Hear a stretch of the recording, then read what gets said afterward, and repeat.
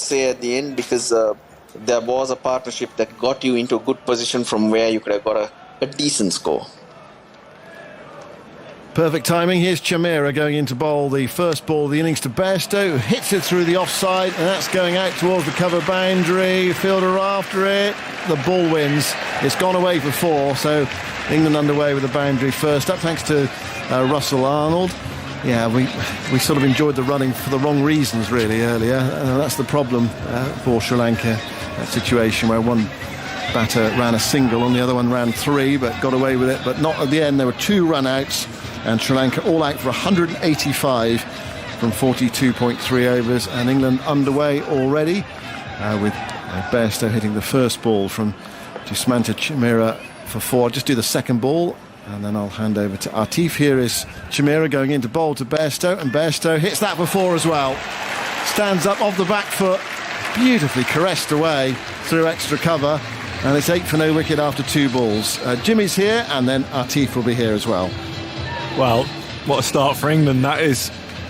2 lovely boundaries through the offside. The second one, you'll struggle to see a better shot this summer. It really was outstanding. It was a decent length ball. Jonny Bairstow played it off the back foot and found the gap in the extra cover region. 2 great balls to start with. Lovely timing from Jonny Bairstow. Chameera in now. Short and pulled this time by Jonny Bairstow into the mid-wicket region. I don't think that ball's going to go all the way, but some serious intent here from the England opening batsman. They'll come back for 3 and make it pretty comfortably. So, brilliant start this from England here. 11 after 3 balls. It's the kind of start, Jimmy, that's going to encourage football fans. Yeah, well, it looks like Jonny Bairstow's a football fan. 11 off 3 balls. And I feel for Chameera.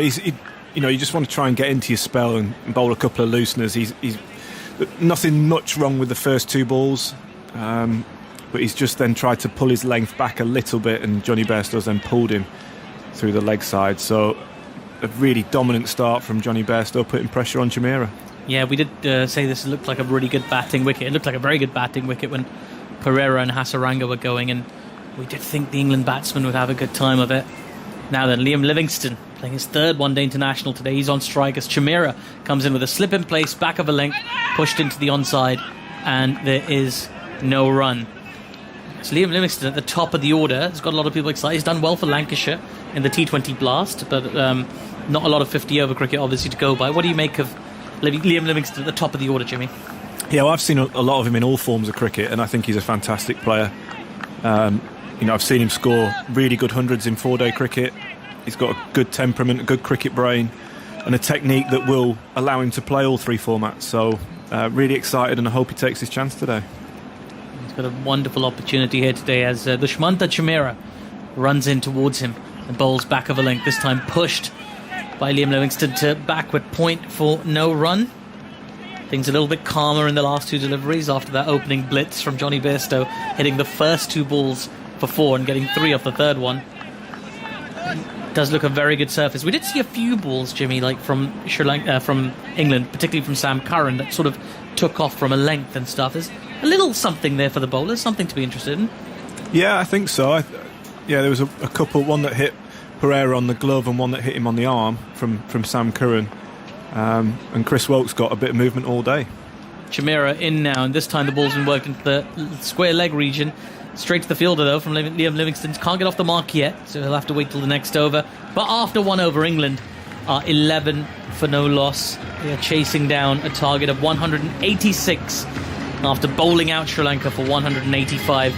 Absolutely terrific today, England in the field. That ruthlessness was very much present, wasn't it, Jimmy? Yeah, it was. It was another faultless fielding performance. Well, actually, I say faultless. There was a drop catch, but apart from that, the catching on the boundary I thought was great, and the run out to finish it off by Sam Billings was absolutely fantastic. He was on the deep mid-wicket boundary and had to make plenty of yards up to pick the ball up inside the 30-yard circle and then throw the stumps down. I thought it was just topped off what was a great day in the field. It was just a lightning throw as well, just across the surface, bang into the stumps in a flash. It was very, very impressive from England today. And the most impressive thing about it for me, Jimmy, was that during that 99-run partnership between Perera and Hasaranga. They didn't panic, they didn't feel like they had to go to any plan Bs or plan Cs. They just kind of bided their time because they knew they'd get their opening. Yeah, and I think, to be honest, with a bowling attack like England have got, that they're going to create chances at some point. So I think that was what Eoin Morgan was thinking, just trying to keep them under pressure as much as possible. They didn't get away at any point, and then as soon as you get that wicket, he pounced on them. 11 for no loss now then. Binura Fernando in, and this time he starts with a very tight delivery on the off stump, defended by Jonny Bairstow. Back to the bowler for no run. We saw Binura Fernando and Dushmantha Chameera bowl really well early doors in Southampton in the third T20, extracting a bit of swing and movement. But again, once England had seen off that early threat, they kind of, they negated all of it. But they did look very impressive for a while. Yeah, they did, and the conditions were more suitable, I'd say, for bowling in Southampton. The muggy conditions allowed it to swing, whereas I don't think we're going to see as much today. Fernando in now, full, and this time just worked into the deep square leg region by Jonny Bairstow. He ran that first one very quickly. There was never more than one there, but he's showing a bit of initiative today, Jonny Bairstow. 12 or 5 already. He's on a mission. He really is. He was halfway, he was back down looking for 2 before Livingstone got down the other end. Yeah, we saw Binura Fernando bowl out Jonny Bairstow in the previous match. So Jonny Bairstow just having a hoik across the line and missed it completely. Today it looks like a very different Jonny Bairstow. A Jonny Bairstow that wants to be present for kickoff, it feels like. 12 for no loss, slip in place. There's a deep, fine leg as well, as in comes Binura Fernando, strikes the batsman with the pad. A bit of an appeal for LBW. It was very, very high. Quite a serious appeal. 12 for no loss after 1.3. Andy? Jonny Bairstow's start, 11 from the first 3 balls. Over the last 20 years when ball-by-ball data is available, he's only the 5th batsman to make more than 10 runs from the first 3 balls of a one-day international innings. Outstanding. What a stat that is. I kind of want to know the other 4 now. Okay. He's happy with that as well. Yeah, of course. Very happy with it. Binura Fernando. Eddie comes to Liam Livingstone. Livingstone just pushes that into the onside and he'll get off the mark with a single to mid-wicket. I'll feel a little bit better about that. Score moves on to 13 for no loss. Give us the other 4, please, Andy. Tamim Iqbal off Usuru Udana, who's in the current Sri Lankan squad in a game in May this year. Then you've got to go back. Tamim Iqbal did it again 11 years before that, also against Sri Lanka off Kulasekara.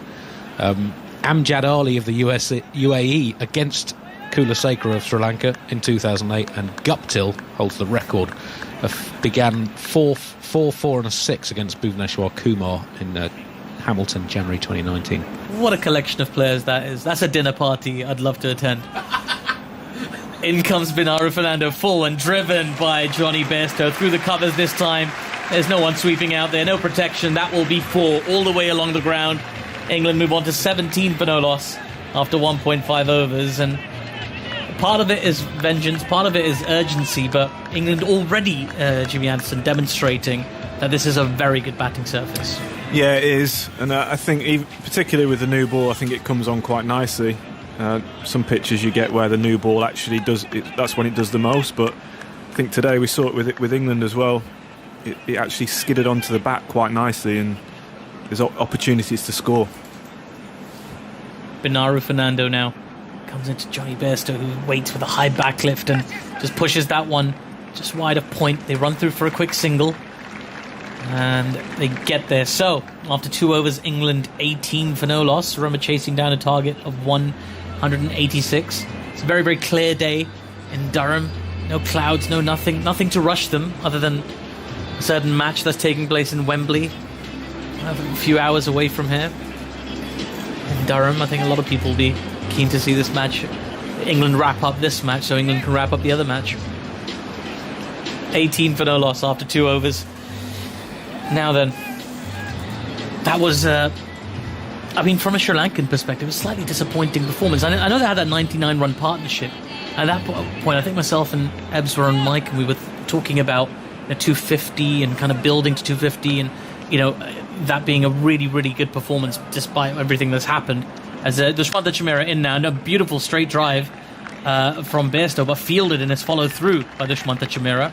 I was coming back at him hard, and he's just flinging his hand a little bit. Gets a bit of the surface on there as well. Has a little look at it. That's one of those hand pinches. And you've done that once or twice, Jimmy, I'm sure. Yeah, it's a really good bit of fielding, actually, because he's hit that hard back at him. It's always difficult to go the other way. Like when you're following through, you're going sort of towards your left. And when a ball gets hit straight, you have to go back to your right to try and stop the ball. It's a good bit of fielding. Yeah, took it very cleanly as well to Chameera. Yeah, I mean, they look like they might really pull something out of the bag, and nobody expected them to win the game, but putting up a good total, losing 3 of your best batsmen, it would have been a great performance. As in comes Chameera full, and this time driven beautifully by Jonny Bairstow all the way along the ground. A gorgeous straight drive, 4 more runs for him, 21 off 9. He is flying. England 22 for no loss. Yeah, looks he's just in one of those moods, Jonny Bairstow. Like I've played against him when he's in one of these moods. I played a game a couple of years ago for Lancashire against Yorkshire, and you just can't bowl at him. He seems to have an answer for everything, and especially when he's timing it so well. Yeah, it really does look ominous here for Sri Lanka. He could finish this in a hurry, Jonny Bairstow, if he keeps playing shots like that, and nothing particularly aggressive about it. That was all timing and finesse, wasn't it? Beautiful shot.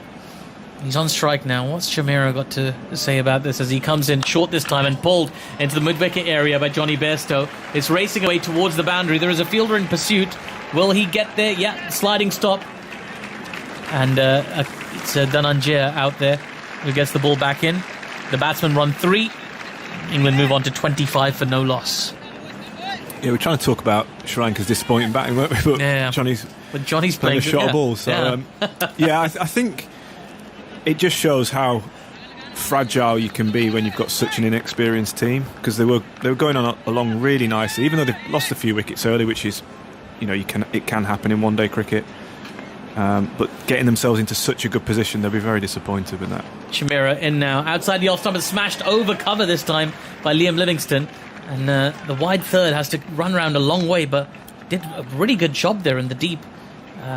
Binura Fernando out there, and they take just the single. 26 for no loss. Yeah, it was that they were going the 99-run partnership. You did always feel while that partnership was ongoing that England just had to break this partnership, and that inexperience is going to be quite telling. Like bowlers as experienced as Chris Woakes and Sam Curran, they know how to handle inexperienced batsmen and how to make life difficult for them, as they did.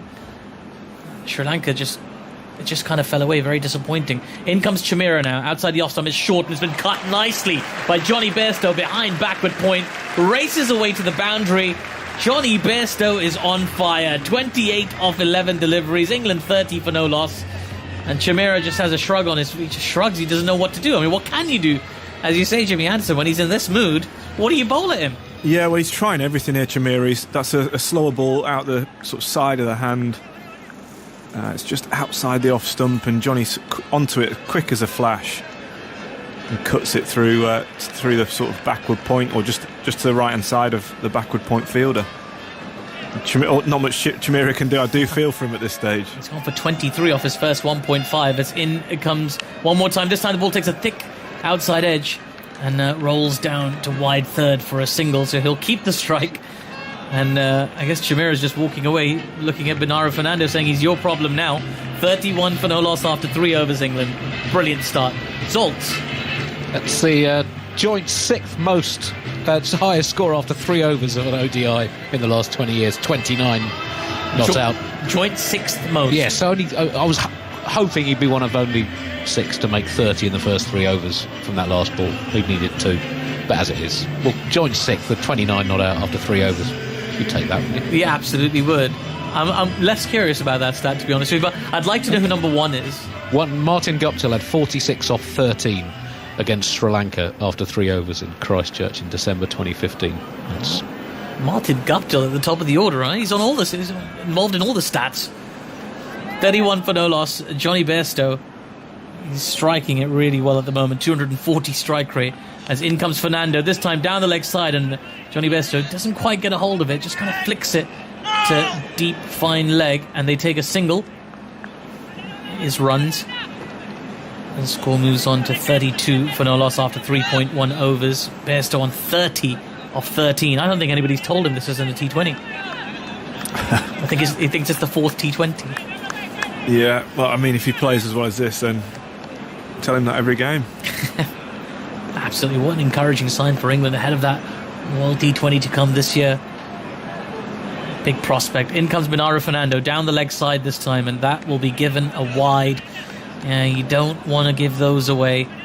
Umpire Robinson happy to just extend his arms and give that one, and England move on to 33 for no loss after 3.1. You've got to be very careful here, Sri Lanka. England can run away with this. They've just got to stay a little bit more focused, a bit more energy, a bit more noise in the crowd, in the ground.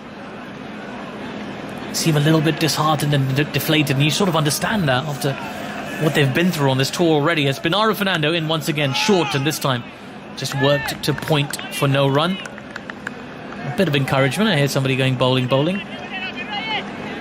Just a bit of bounce there, that bounce that we talked about that Sam Curran got.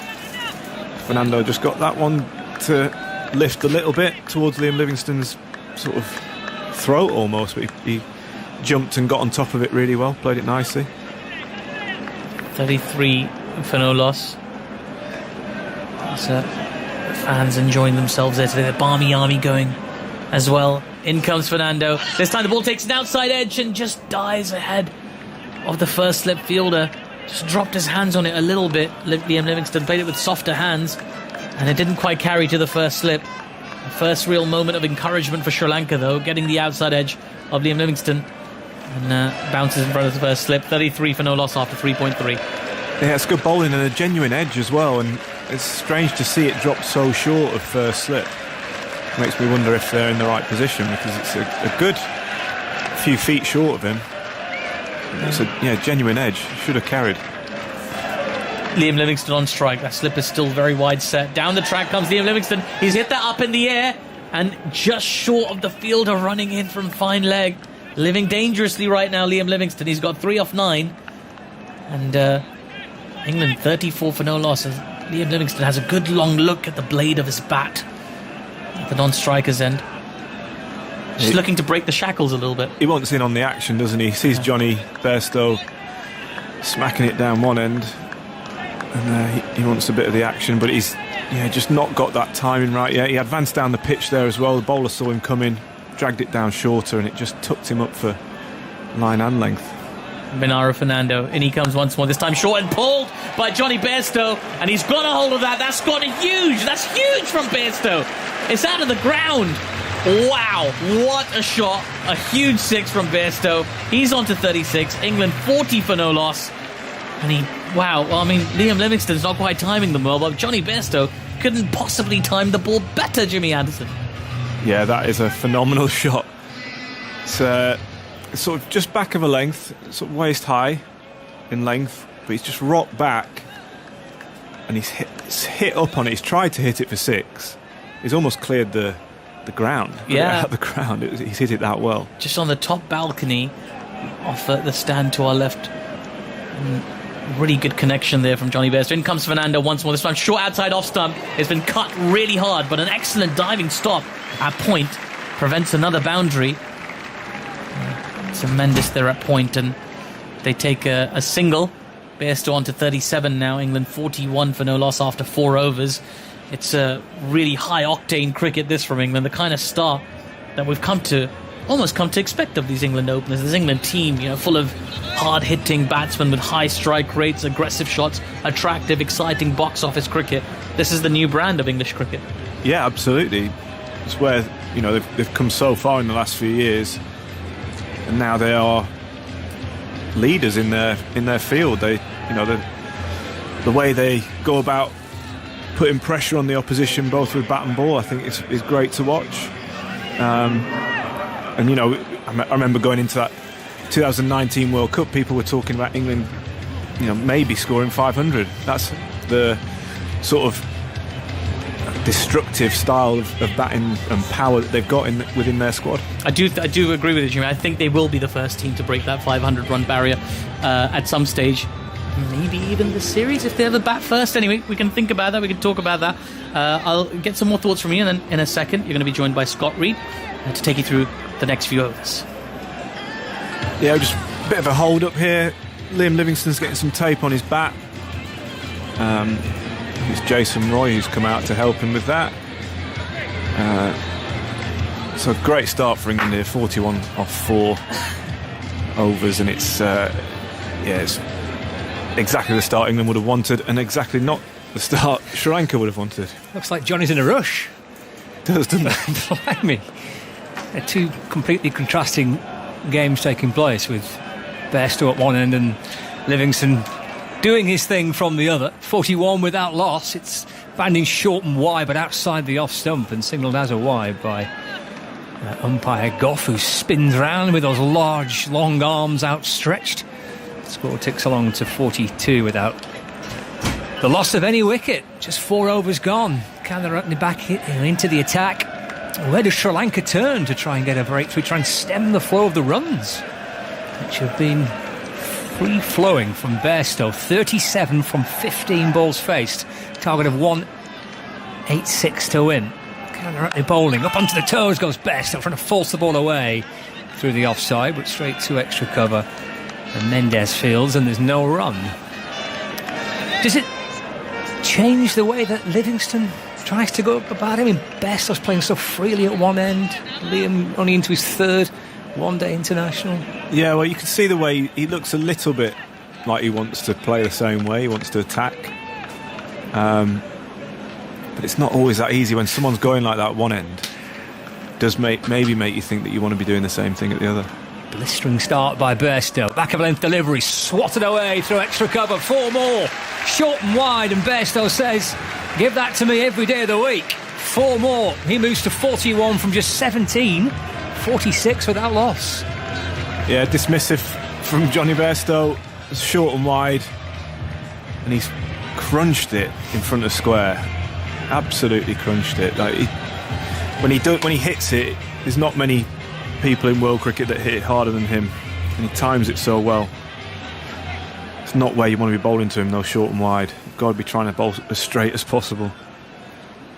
Well, there's a ring of 4 fielders inside the circle on the offside. And now one being pushed back towards the deep point boundaries. There's a short third, backward points, extra cover, mid-off, mid-on and mid-wicket, short fine legs, a deep square and deep point.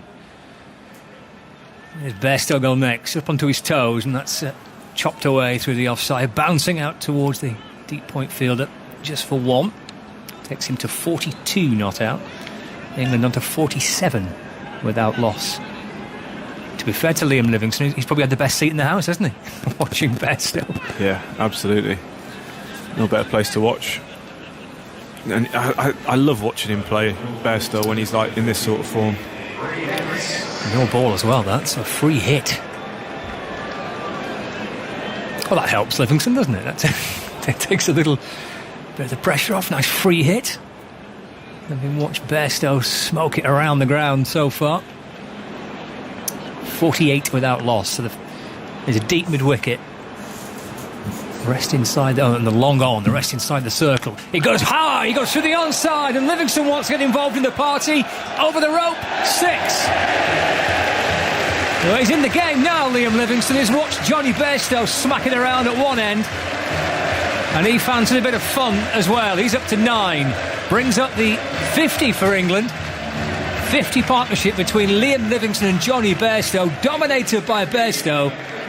But Livingstone gets involved in it too. That's a big hit for 6. It is. When you've just been struggling to time it very well, it's a lovely thing to get a free hit like that. And he's just lobbed it up. He's lobbed a slow ball up right on a length, or just full of a length. And Liam Livingstone's given it the full golf swing through the leg side. Yeah, just about cleared the rope. It was a proper club, wasn't it? Karunaratne back into Livingstone, who gets right in behind this time, up onto his toes, full face of the bat, having smacked it for 6 in the last delivery, content to get in behind and defend, and there is no run.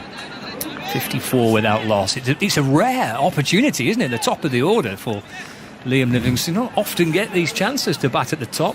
It's a pretty settled opening pair, isn't it, really, for England? Yeah, it's a great opportunity. There's been very few, certainly up until the World Cup and just after it. Livingstone Woakes muscles the ball but without much timing and caught at mid-on. And Chameera with the catch, and Livingstone departs for 9. And boy, does Sri Lanka need a breakthrough. Well, they've got one with 1 ball left of the 5th over. 54 for 1. Livingstone hauling out to mid-on, where Chameera takes a pretty comfortable catch in truth. England 54 for 1, chasing 1-8-6 to win. Yeah, short ball from Karunaratne, and Livingstone trying to hit it over the mid-wicket area. Just could only get a sort of top edge, really. Didn't go very high, went straight to the hands of mid-on. As he's walking off, he practices the cut shots, and maybe he should have gone through the offside with it rather than trying to muscle it through the leg side, but that's the way he plays. He's an aggressive player, he'll look to take that on. Yeah. Brings Joe Root to the crease. And you can't really be too critical, but it's the way that England want to play their 50 Yeah, over cricket, definitely. isn't it? Yeah, and that's how they've been successful in the last few years. It's what won them the World Cup, that sort of aggressive intent and nature of their batting order. So, yeah, it's exactly how they would have expected him to play. Joe Root greeted out into the middle to join Jonny Bairstow with the familiar cries of Root. So a Lancastrian replaced by another Yorkshireman, so 2 Yorkshiremen at the crease for England now. Crowd in good voice. We've witnessed a outstanding bowling display from Chris Woakes today, 4 for 18 from 10 overs. Sri Lanka all out for 185, despite that 99 partnership between Perera and Hasaranga. And now they're witnessing a bit of powerful Bairstow batting. 54 for 1. Last ball of the over, slip in place. There's a Root just scratches around inside the crease, little tap of the bat. Bends his knees a fraction, lifts the bat to about stump height. Karunaratne to complete the over, pushes it full but wide of off stump and left by Root. And that is the end of the over. 5 gone, 54 for 1. Bairstow 42 not out. And here's Andy. England's 50 came up from the 3rd legitimate ball of the 5th over. It's the 2nd fastest England have reached 50 in the last 20 years. They did so from the 4.2 overs against Australia in Melbourne back in January 2018. Quick start. Lightning quick start, yes. I mean, it was from pretty much, well, it was ball 1, wasn't it? It's come out and smoke it around from the first ball of the innings. It's such a strong batting lineup. You've got a bit of insurance there, haven't you? Yeah. I mean, it's just so dominant when you see Bairstow playing like this. It's so hard to bowl at. He's on strike as Fernando from the Lumley end ball. Slow ball and off stump. It just leans into it. Steers it away into the offside. Picked up by Shanaka at extra cover. And there is no run. 42 off 19 for Bairstow. Short sleeves on for Bairstow. Root at the non-striker's end with his long sleeves on. A little bit overcast actually now. The sun's disappeared for a moment. So quite a nice warm day. Fernando comes bouncing back in over the wicket to Bairstow. Fallen straight and punched down the ground. Tries to stop it off his own bowling, but scooped up by mid-on, who comes around to complete the fielding. Bairstow gets 1, so he moves to 43. England to 55 for 1. A target of 186 to win. And a great sound around the ground. Spectators will have enjoyed a bit of lunch and a few cold drinks as well. 7,000 in. Conditions are good. Something to watch England knock these off. Fernando to Joe Root. Bends his knees and pushes defensively to extra cover. And rehearses the shot picked up by Shanaka. And again, there is no run. It's one of the terrific venues to watch cricket, unlike the bigger test venues when you can't really see much apart from stands and hotels. You've got a vast sky above us, low stands all hugging the edge of the boundary rope. No ball into Root. Onto his toe, trying to work the ball away through the onside. Signalled as a wide, however, by umpire Robinson. Score moves on to 56 for 1. Do you feel a little bit more engaged with spectators at slightly smaller grounds, Jimmy, or not? Yeah, I'd say so. You can definitely pick out the people that are shouting at you. A lot easier than at bigger grounds. Nobody shouts at you, surely. Who's shouting at Jimmy Anderson? Slip waiting as Fernando bowls. He's turned off the pads into mid-wicket by Root. And there's no run. 56 for 1. 2 balls left of the 6th. His first one-day international.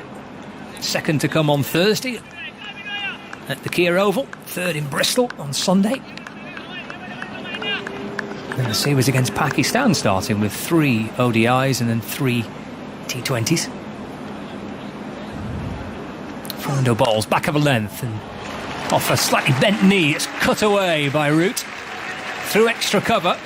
And chase on towards the boundary. Shanaka gets to it, scoops the ball up, and Root off the mark with a 3. That cut shot. Score moves on to 59 for 1. Yeah, the shot of someone who's not spent much time in the middle recently, a little bit sort of went back to a fullish ball, cut it and didn't time it quite as well as he would have liked, sorry. But found the gap and got 3 for it. You can definitely see a difference between someone who's not spent time in the middle and someone like Jonny Bairstow who has. Bairstow's back on strike, final ball of the over, left arm over the wicket, bowling. Oh, he's chopped on! Second wicket for Sri Lanka. Bairstow dragging it back onto his stumps. Well, it was good fun while it lasted for Jonny Bairstow. 43 from 21. The second wicket, 6 overs gone, 59 for 2. Yeah, I wonder if that's too tight to play the shot he was. He was trying to cut the ball through the offside, off the back foot. Maybe just a bit tight. Might have just held its line coming back into him. Got the inside edge. And onto leg stump. So disappointing end to his innings after looking so good for his first 20 balls. It's a good round of applause on his way back towards the dressing room. I'd say it was entertaining while it lasted for Bairstow. And the England fans enjoyed it. A little bottom edge all crashing back onto his stumps and the zinger bails illuminating.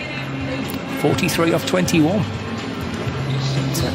59 for 2. I wonder where Sri Lanka were going to try and slow the stem of runs. Well, they've helped by the 2 wickets for Sri Lanka. The 2 openers having put on 50 for the first wicket. And now both back in the hutch. England captain striding out to join the Test match captain. I feel a little bit better about things, Sri Lanka. Been a tough afternoon so far. That wonderful partnership aside between Perera and Hasaranga. 99 for the 4th wicket, but they've been up against it for most of the day. A couple of wickets help settle things down. Eoin Morgan is 244th one-day international. The non-strikers end. Root on strike. It was the final ball of the over. Jimmy's left us. Eben is back alongside me. 6 overs gone, 59 for 2. Fireworks to begin with, but 2 wickets might just slow things down a touch, perhaps. We'll see. Karunaratne from the Finkel end bowling. And Root steers the ball down towards deep third for 1 run. He moves up to 4. Score moves on to 60 for 2. Captain Morgan strides to the crease. I've got a question for you, Andy. I was just having a bit of a debate with Simon Mann. Who the best ODI batter is? All-round complete batter. Now, obviously, we know Bully's at the top of the innings in terms of Roy and Bairstow. You've got your Joe Root glue. I said it's Eoin Morgan. Mm-hmm. But the question we were deliberating is he been in form in ODI cricket consistently? And we were both kind of, your memory picks out a game here or there to reinforce what you think about a player. but not necessarily what the truth is. Well, he's on strike for the first time in this game, and he's in behind to defend this delivery, pushed back down the pitch, and there's no run. But the reason why I think he's across the whole squad, I think he can play the Joe Root role when he needs to, if it gets difficult. Yep. But he can also play the big shots when it's time to attack. And for me, I thought he was the most rounded in the side. But then Simon thought his ODI career kind of has patches of good spells and then bad spells. So could you help us out? 60 for 2. He waits Morgan, looking for his first run. Karunaratne bowling, just worked off his hip down to backward square leg. So he's up and running. He moves to 1. 61 for 2. Well, since that pyrotechnic 148 against Afghanistan in the World Cup, he's only passed 50 once in his last 16 one-day international innings. That was a century against Ireland in the third match last summer that Ireland ended up chasing a big score to win. So his recent form in ODIs hasn't been that good. It was very good in the sort of couple of years building up to the World Cup. Root waits, Karunaratne bowls, tucked away into the onside up to mid-on. Root gets a single, he moves to 5, 62 for 2. But if you're playing 244 one-day internationals, you're going to have periods where you're not in great form, aren't you? You're going to have kind of peaks and troughs when it's such a long career. Just one other thing, in that. What was his highest, score? So after that Afghanistan, because I just need to, obviously, me and Simon are going to have this out later on. Hopefully everybody else wants to join us. Thrash it out between you. Karunaratne bowling, pushed it full but wide of off stump, angled across Morgan into the gloves of the keeper, no run. So based on the information you just gave me, Simon is winning the argument. But is there anything that's salvageable? Has he got any 70s, 80s? No, just that one score over 50 in the last 16 innings. All right. But there's not been much cricket, and he's not had. We talked about the volume of cricket England have played recently. It's just been this occasional 3-match series. With him, though, can you just base it on runs as he waits for Karunaratne, just back of a length, takes his bottom hand off the bat, kind of shovels it off his hip out towards deep square for a single. He moves to 2, 63 for 2. That's the end of the 7th. Yeah, keep going on that train of thought there. I was liking where you were going. You know what I mean? That's the end of the going. over. You know, he's more than just runs to this team, isn't he? I agree. Keep going. Help me win this argument. So who would you pick on your most all-round batter in this side, or the person you would... Kind of complete player. Yeah, complete player. Can play you at, whether it's opening innings potentially or digging in the middle or whatever it is. Who would be your go-to in this side, which clearly has a lot of top players? Yeah. Morgan, Root can play every game. I mean, play all formats. All the shots, all the different types of innings. Morgan's on strike, slip in place, up onto his toes. Fernando continues from the Lumley end, pushed into the offside, no run. He's your glue player, isn't he? He's your glue player. Yeah. My personality also likes fireworks occasionally, so I think that's the only thing that takes him out of my personality. That's not everybody else's. But you're right, he holds the game together. I'm not sure what his average is at the moment, but I'm sure he's flying. Just over 50 for his whole career. Strike rate 87 in 141 innings. Morgan's on 2. Fernando comes in and bowls. Ooh, it balloons up off the shoulder of the bat. Rolls that into the offside. Hasaranga comes up from point to field, and there's no run. What was the strike rate? Did you say 87? Yeah, I mean, he's not bad. He's all right. He's not bad. He's also his recent form by his incredibly high standards. He was one of the most consistent players in both Test and ODI cricket for a long time. He's not had a half century in his 10 innings before this one. Comes Fernando, bowls to Morgan, sliced the ball down towards third, picked up at backward point, no run. Kind of moving from best all-round player to favourite player, though, when speaking about this. I guess so. I'm more just thinking the player that can play various scenarios. If you need them to whack it, the field's up or whatever it is, they dominate. Yeah. And then if they could, I mean, fair play to Jonny Bairstow, actually. I think he's got a pretty rounded game. Obviously comes in at the top. Halfway through the 8th over, Fernando shuffling in, bowling over the wicket to Morgan. Trying to get forward again, Eoin Morgan.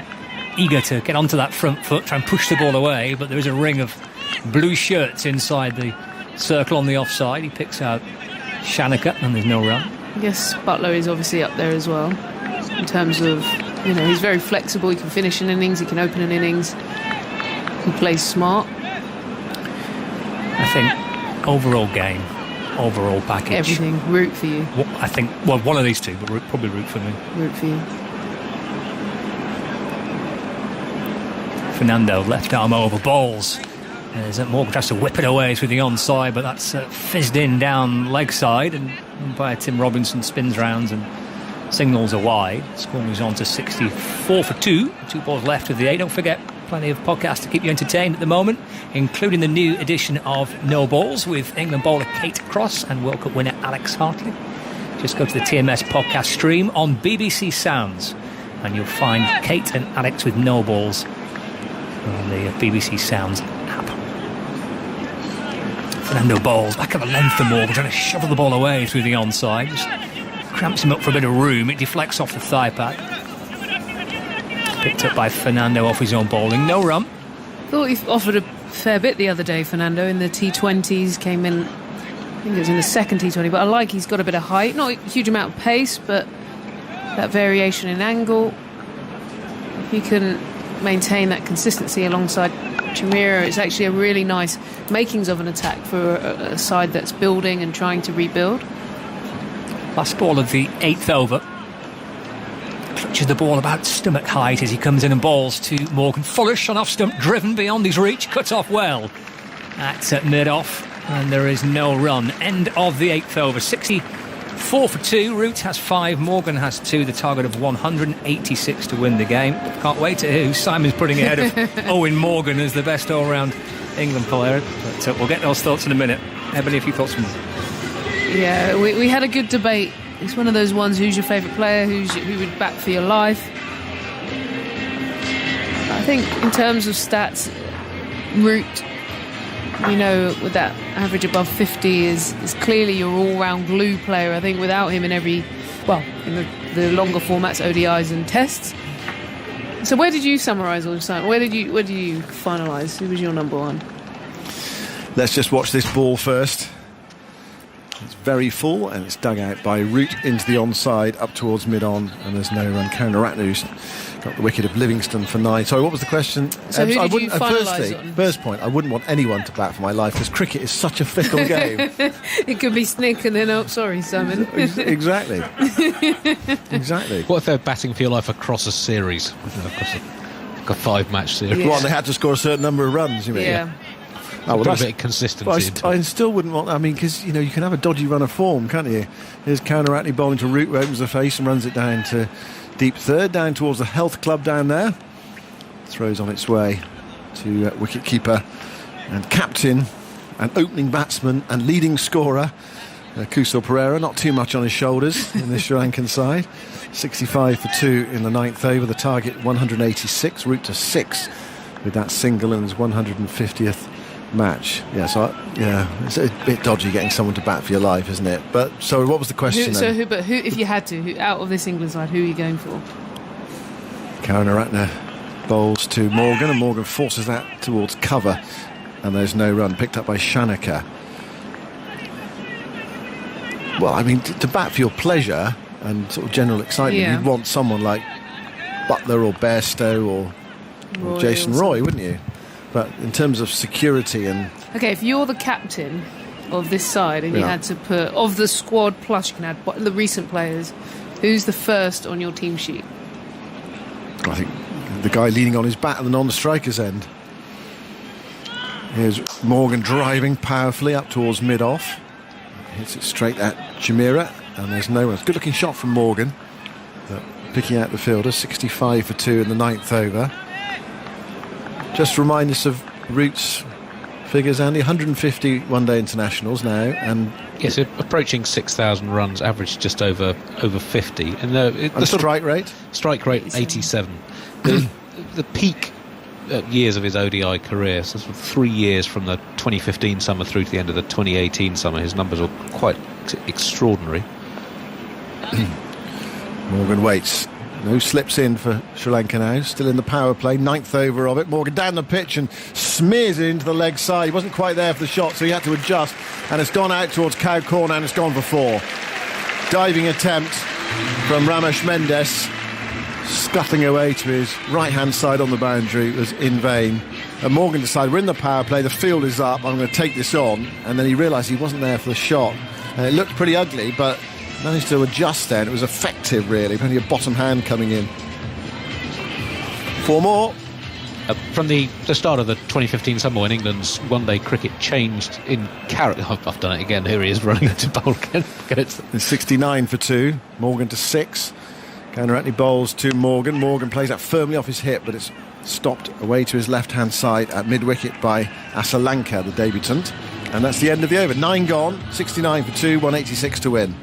So from 2015 summer through to the end of the India series, a 3-match series in July 2018, Root batted 60 times, scored just under 3,000 runs, averaged 62, strike rate 91. But in those 60 innings, 9 centuries, 20 other half centuries. So he reached 50 in basically half of his innings over a 3.5-year period. His returns have slightly diminished since then, since the end of that summer, averaging just under 45, still good, strike rate 87, but not quite so many half-century scores. 3 centuries, 5 other 50s in 31 innings. So it has just dipped a little bit, although it has still been fairly productive. Although no half-centuries, as I said, since the Sri Lanka match that England lost during the World Cup in June 2019, and this is his 11th innings since then.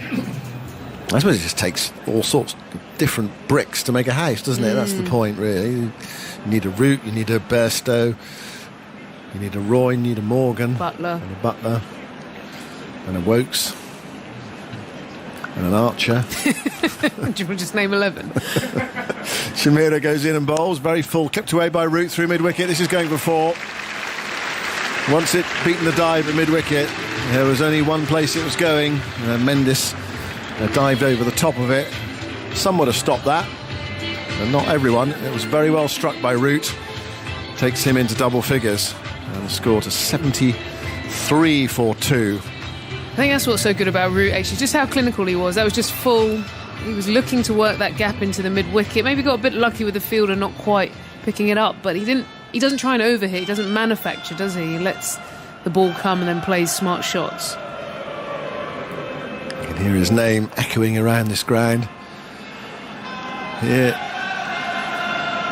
is Root on strike. He's looking to cut that and gets it away down towards deep third. 1 more run to the total. 74 for 2 in the 10th over. What was Sri Lanka at the end of their 10 over power play, Andy? They were 47 for 3.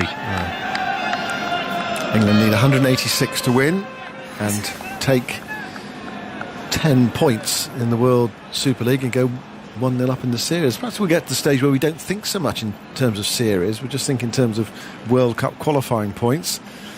Here is a good delivery from Chameera. Morgan playing at it, missing. It goes through to Kusal Perera. He has got a bit of pace about him, Chameera. And at the other end, Binura Fernando, who's 6'5", 6'6", tall left armour.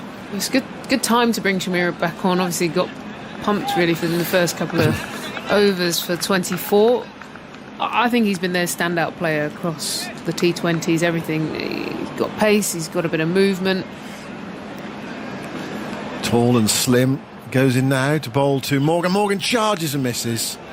Well, he was looking to just get that over the infield, really. I think looking to hit that down the ground, but missed it, and it went flying through to Perera. There you go. Fast bowler being charged by England's middle order captain. You can see what he's thinking. Exactly, yeah. Last over the power play, field up. If I get decent contact on it, it'll go for 4. There's no need to play like that. It's absolutely fine. I mean, just knock it around if you want to, but of course we know England don't tend to play that way. Morgan this time is beaten as he caught behind. It's an appeal for a catch behind. It's given not out by umpire Robin. Oh no, he's given it out eventually. Took a long time to raise the finger. So much so that I thought he was going to turn that down, and then up went the finger and Morgan walked off. He knew got something on it through to the keeper. No challenge. And Chameera has got the wicket, and we talk about that bit of pace he's got. Good delivery to Morgan around about that off-stump area. And it's another low score for England's captain. Take your point. First of all, well done to Chameera, because the length he bowled it hard into surface, back of the length, knowing Morgan actually was looking to try and charge or take him on, and so he's bowling that length that would have made it awkward, and it got up nicely and then just nipped back a little bit. Morgan, he wasn't walking off choice, he was just waiting for that moment to see if the umpire was going to give it out. And then, well, just it's an interesting one, isn't it, because England could settle in and knock this about comfortably, but actually I think what he wants is his team to continue to push the boundaries, be aggressive in the power play, let's keep it going. And so he's actually fallen victim there to his mindset of wanting England to be aggressive and dominant, but actually just to open the door a little bit for Sri Lanka, just to have a bit of a comeback. Long way to go, but at least it gives them something to work with. Yeah, third wicket. 74 for 3. And, teams on the chase have definitely lost 50 over games in this position in the past. Something again, another couple of quick wickets. It's 80 for 5. It's very much a different game. But anyway, they've got to do that first. Here's Billings in at number 5. Billings, who played one of the innings of the summer last summer against Australia. Old Trafford One Day International. Magnificent innings. But he's still one of those players, he hasn't quite managed to establish himself at international level. Despite that 100, it was a fine innings. It showed his talent. Here is Chameera going into bowl to him. He's with him now, and Billings lets that go outside the off stump. And it's through to Perera, who took the catch. England's third wicket. So they were 54 for no wicket. They are now 74 for 3. How does that compare with a normal England power play, Andy? 74 runs. It sort of feels about where they like to be normally. Obviously it's a bit different if you're chasing compared to batting first. But they'll fill in with the runs, you'd think. Most people wouldn't have wanted to lose that third wicket, and also the manner of losing it. He didn't have to possibly try and over-manufacture something there and then get himself into a bit of trouble. But in terms of runs, I mean, England have been flying really, and led by Bairstow, who, as always, just dominates from the get-go. Bairstow 43. I mean, another half an hour of him and the game would have been over very quickly. But he played on, so both England openers out to aggressive shots. Livingstone on the pull, hitting it to mid-on, and Bairstow looking to force through the offside, dragged it onto his stumps. So we've had the first 10 overs. What has Sri Lanka done here in terms of the field? Have they pushed fielders back? Well, they're 4 outside, 5 in. Here's a full ball for Karunaratne. It's dug out by Root, back to the bowler who picks up, and there's no run. In the power plays in the last 5 years, I've gone back to May 2016, England have scored at 5.8 per over, so basically worked out 58 for about 1.4 in power plays. So they've lost more wickets, but also scored more runs. England, much the fastest scoring team in power plays over the last 5 years. Sri Lanka, the next most, at 5.38 per over. Which is how we came to think of them, really. Here's Karunaratne bowling to Root, who goes for a slashing drive there outside the off-stump, thick edges it through a vacant false slip area down towards the boundary. It's intercepted on the rope in front of the health centre, so one more to Root. It goes to 12, and England to 75 for 3 in the 11th over of their innings. Next World Cup is in India in 2023. But 2 T20 World Cups before then in the UAE and Australia. It's easy to forget about that, isn't it? The Australian T20 the year after. Karunaratne bowls to Billings, who comes forward. A nice silky drive, but too close to mid-off. So he can't get a run there. He can't get his first run. Confirmed as being in the UAE in the last day or so. It seemed inevitable, really, with the COVID situation in India. I mean, it's that whole thing of having so many teams, trying to get them all around the country, and the UAE is a ready-made product for the ICC to unwrap, really, and to get going with. Here's Karunaratne bowling short. Billings pulls it down towards fine leg. This time he does get his first run, getting on top of it. So one more to the total, 76 for 3 in the 11th over of England's reply to Sri Lanka's 185 all out. They batted for 42.3 overs. Because the interest will be on the pitches there. Will they be a bit tired? Will they spin a lot? Who will that favour? You think India would be right at the forefront before, playing at home, definitely, although they didn't win last time they were home in the T20 World Cup. Root nudges that one down to fine leg. They're off for a single. I think 77 for 3. I think that's why someone like Milan comes into question so much. It's not that he's, you look at his record in T20, he's excellent. Into question. But I mean, going into... i.e. not picking him. Yeah, I'm not saying that. I'm a fan of his. I think he maybe doesn't dominate as much as some of the others. The question, I think, which came up during the subcontinent over the winter and going forward, can he score those runs in the UAE if it's going to be those more subcontinental? Karunaratne bowls, forced back by Billings, back down the pitch, and there's no run. End of the over, 11 gone, 77 for 3. Yeah, so, you look at his record and his numbers, and they're incredible, right? And you argue as well, someone who hasn't had that flow of runs and a flow of opportunities, he's been in and out and still always come in and performed. Why would we question someone, or why would he be under threat? But then you say, in those conditions, can he keep the scoreboard ticking at the right rate? When you look at him compared to bringing up a Stokes or Butler trying to finish, or Bairstow or Roy, when you start to put him in that cluster, it becomes harder to see if he will fit at that moment. Yeah, well, it's funny with Milan, he's sort of questioned a lot. He keeps coming back, doesn't he? He said the other day that it keeps him fired up. Does it? Yeah. After that innings the other day in the T20s. He always feels he's got a point to prove. Here's Chameera bowling. It's a beautiful shot from Root, up on his toes, cutting that away towards deep point. Sweeper out there collects it. I mean, in a test match, that stroke would have got a gasp of approval, wouldn't it? Because it was beautifully hit. It was so fiercely timed, way on the offside. But one-day match, it's only worth a single. It's a bit like a leg by or something, inside edge onto the pad into the onside scrambled single. But the pure aesthetics of that is delightful. Field comes up for Billings, though. That man is not on the deep cover boundary. Root's gone to 14 with that single, 78 for 3. Start of the 12th over.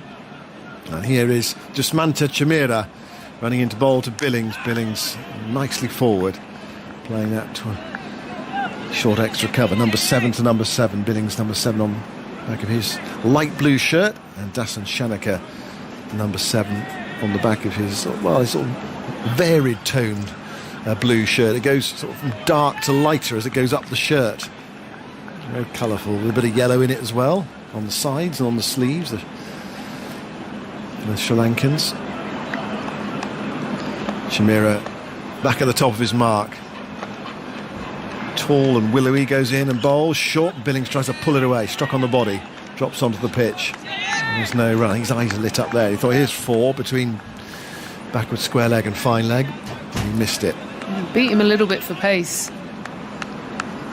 Saw it early enough, just didn't get his hands through.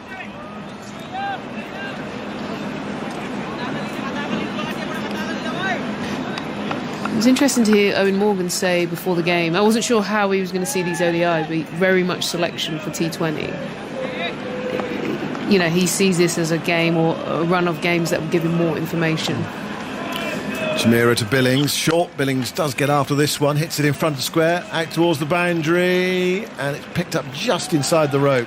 It's a good piece of fielding from Ramesh Mendis, scuffing away to his left, and a few of his colleagues applauding him as well. That could easily have gone for 4. It wasn't perfectly timed by Billings.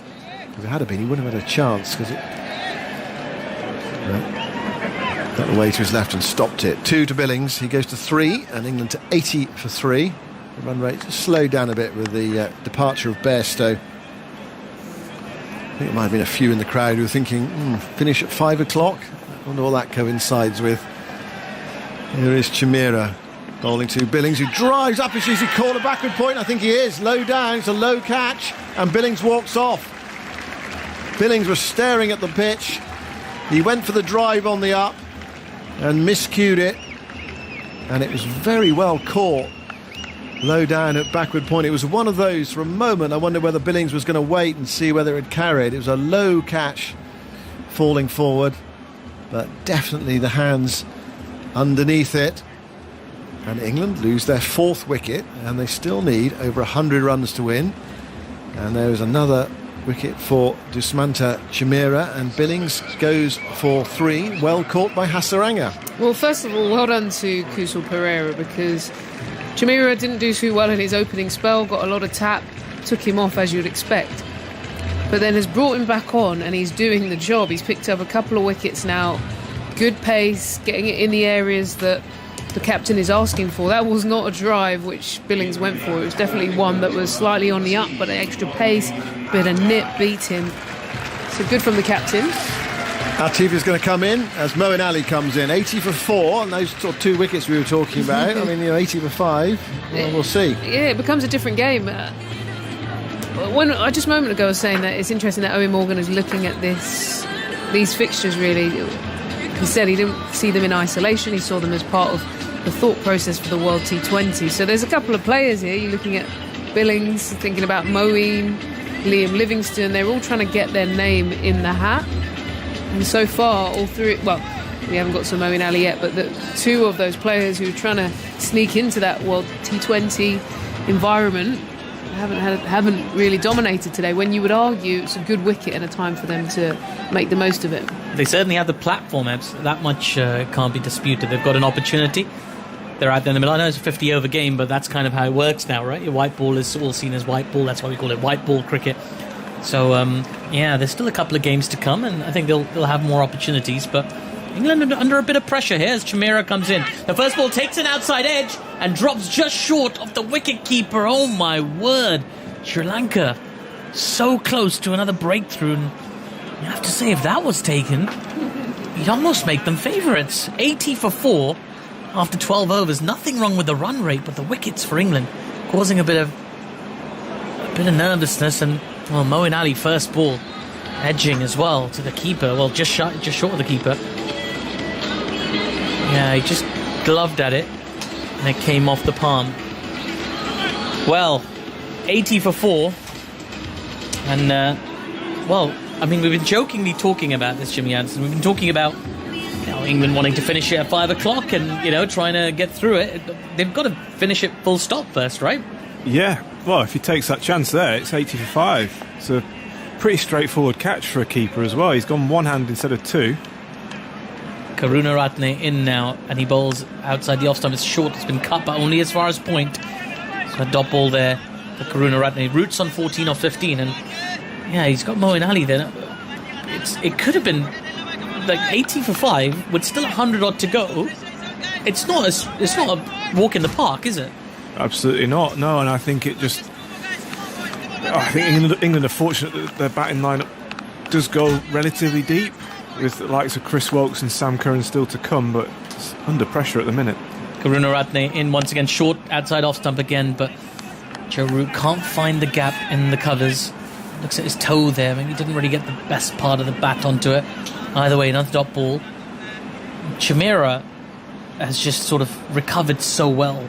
He his first 2 overs we saw him get dismantled by Jonny Bairstow, but he just recovered, got those key couple of wickets, got figures of 4 overs, 2 for 32, which doesn't sound like much, but it's a great recovery with those 2 wickets. He's giving Sri Lanka a bit of a chance here. Short outside off again, and in identical fashion, Joe Root just guides the ball to backward point for no run. Looking to find a little bit of fluency here, Joe Root. He's got all the time, plenty of time for England to get there. Still 37.3 overs to go. Only 106 runs to get. They just got to hold their nerve and make sure they get there. Full marks to Sri Lanka, though, putting England under pressure, not giving them an inch. As in comes Karunaratne, once again short outside the off stump. And for the 4th time this over, an identical delivery is played in identical fashion to the identical fielder. It's only the three of them playing at the moment, Jimmy. The point, the batsman and the bowler. Yeah, getting frustrated, Joe Root. He's trying to pierce that gap on the offside, but getting the fielder each time. Just seen a replay of that drop chance as well from Perera. It is pretty straightforward. It should have been a two-handed catch, and he's gone one-handed. Sort of got the inside of the glove. Huge opportunity there for Sri Lanka. Karunaratne, and he comes again full this time and driven beautifully. He's found the gap that time with a gorgeous cover drive, Joe Root. That'll bring him a boundary. 84 for 4 now for England. That was gorgeous. Yeah, touch of class there from Joe Root. We talked about him hitting the fielders in this over so far, and that can make you want to try and hit the ball harder and harder, but he's kept his shape on that shot, slightly fuller, and it's an absolute textbook cover drive from Joe Root. And 1 ball to come in this over from Karunaratne, and he comes now and he bowls. This is short outside the off stump. It's been cut by Joe Root, and he finds the gap in the covers, but there is a man sweeping in the deep, so it will be the single. Root will keep the strike. He's on 19 of 20 deliveries. England 85 for 4 after 13 overs. Still 101 runs away from that target. You'd still expect them to get there. You'd still call them favourites, but Sri Lanka closed the gap a little bit in this game. They're just putting pressure on, and I think that's all they can do is trying to keep taking wickets. Chameera's creating chances. Could have had three for so far. As you say, he's come back really, really well after those first 2 overs that were pretty expensive. 2 big wickets, and you think if they keep creating chances like this, then they're well in the game. Yeah, he's going to continue now, Chameera, for his 5th over. Full ball, and it's been pushed through the gap in the covers. Very classy shot that from Joe Root to the sweeper in the covers for a single. And now Chameera's going to have a go at Moeen Ali. He's gutted with that drop, really. When you think about it, Kusal Perera, he's having a cracking game. One-man show, really, with the 70. There was some support from Hasaranga, but it was a 70 that really kept them going. And had he taken that catch, it'd be very, very interesting. Well, 86 for 4. England still with a bit of work to do. It is in hand. Moeen Ali with an opportunity to spend some time in the middle, show some of his skill and class. As in comes Chameera this time, and Moeen Ali just pushes that into the leg side for no run. I'll be happy, Moeen, just to spend some time in the middle. He's got this, as you say, we've got all the time in the world to get these runs. It's important that they take their time and they do it right. Yeah, definitely. And I think they've now got to, we were joking earlier about trying to finish before the football, and I'm sure it was not even close to being in their heads. But now it's just a case of trying to consolidate this, this partnership, and trying to take us. It takes as long as it takes. They've got to try and build a big partnership and get near that total. 86 for 4. In comes Chameera now. This time Moeen Ali guides the ball behind point, and he will take a single to deep wide third. And he's off the mark off his 3rd delivery. 87 for 4 now, England. Of course, the Sri Lankan team is depleted with those the bio bubble infraction. They don't have their best 11. They barely have an 11 at this point playing this game, and I think, considering that, they've actually performed admirably in a way. But there's stiffer challenges coming for England. Straight after this, they've got 3 one-day internationals and 3 T20s against Pakistan, who you'd expect to be a lot more competitive as well. As in comes Chameera once more with a good length delivery. It's just been blocked to the point fielder for no run. Just ahead of that series as well, England will want to kind of quell some of these question marks that keep popping up with the Sri Lankan team, putting pressure on them. Yeah, but don't forget England are missing players as well. Archer, Stokes, Butler, world-class players that hopefully at least a couple of them will be back for the Pakistan series. But yeah, they credit to Sri Lanka. They're bowling well and they're fielding well and putting England under pressure. In comes Chameera now once again, short this time outside off, and just worked to the deep 3rd region for a single. Oh, and there's been a misfield, so that single will become 2, an overthrow given. A little bit of complacency, just as we were praising them. So Dhananjaya there at 3rd man, who's just fumbled one there and cost his team an extra run. England take 2.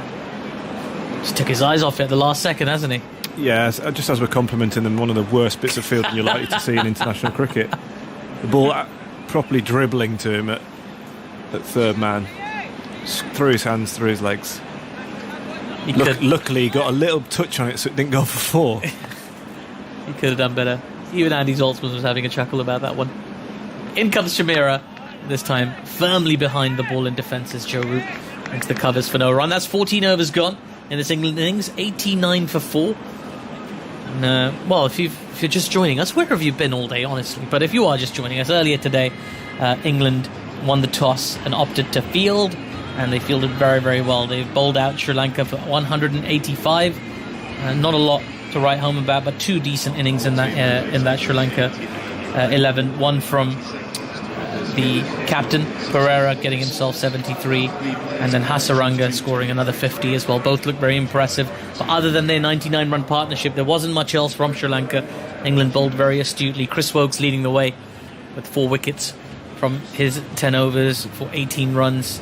David Willey getting 3 wickets as well, and a few run-outs there to tie it all up. And since that, England have come out. They started very strong with Jonny Bairstow attacking, full-on attack mode, getting himself very quickly to into the 40s. And at that point, it seemed like England would finish this game very, very quickly. But since then, the Sri Lankan team have mounted a bit of a comeback. They got Jonny Bairstow for 43, Liam Livingstone for 9, and then Eoin Morgan. His lean patch continues. He's still yet to get a big score of recent times. He got 6 from 17 balls, and then Sam Billings was caught by De Silva off Chameera as well for 3 off 8. Now then, Moeen Ali and Joe Root, the most experienced player in this team. Joe Root playing his 150th ODI international, as well as we're going to take a moment to talk to former Sri Lanka player Russell Arnold. Russell, an encouraging performance for Sri Lanka, but still moments of frustration.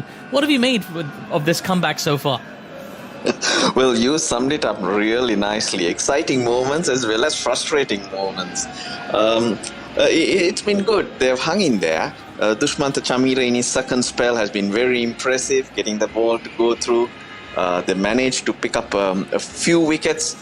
Frustrating moments you could add to the first few overs, as well as that drop catch of Moeen Ali in the first ball, and then that misfield. Sometimes it's very difficult to understand the mistakes that tend to happen. So basic, but the biggest factor is that they've made inroads, and it's about a couple more wickets. But do they have the bowlers to back up? Because Dhananjaya, Lakshan, he's a very new bowler, and it'll come down to the spin of Wanindu Hasaranga if they can go through.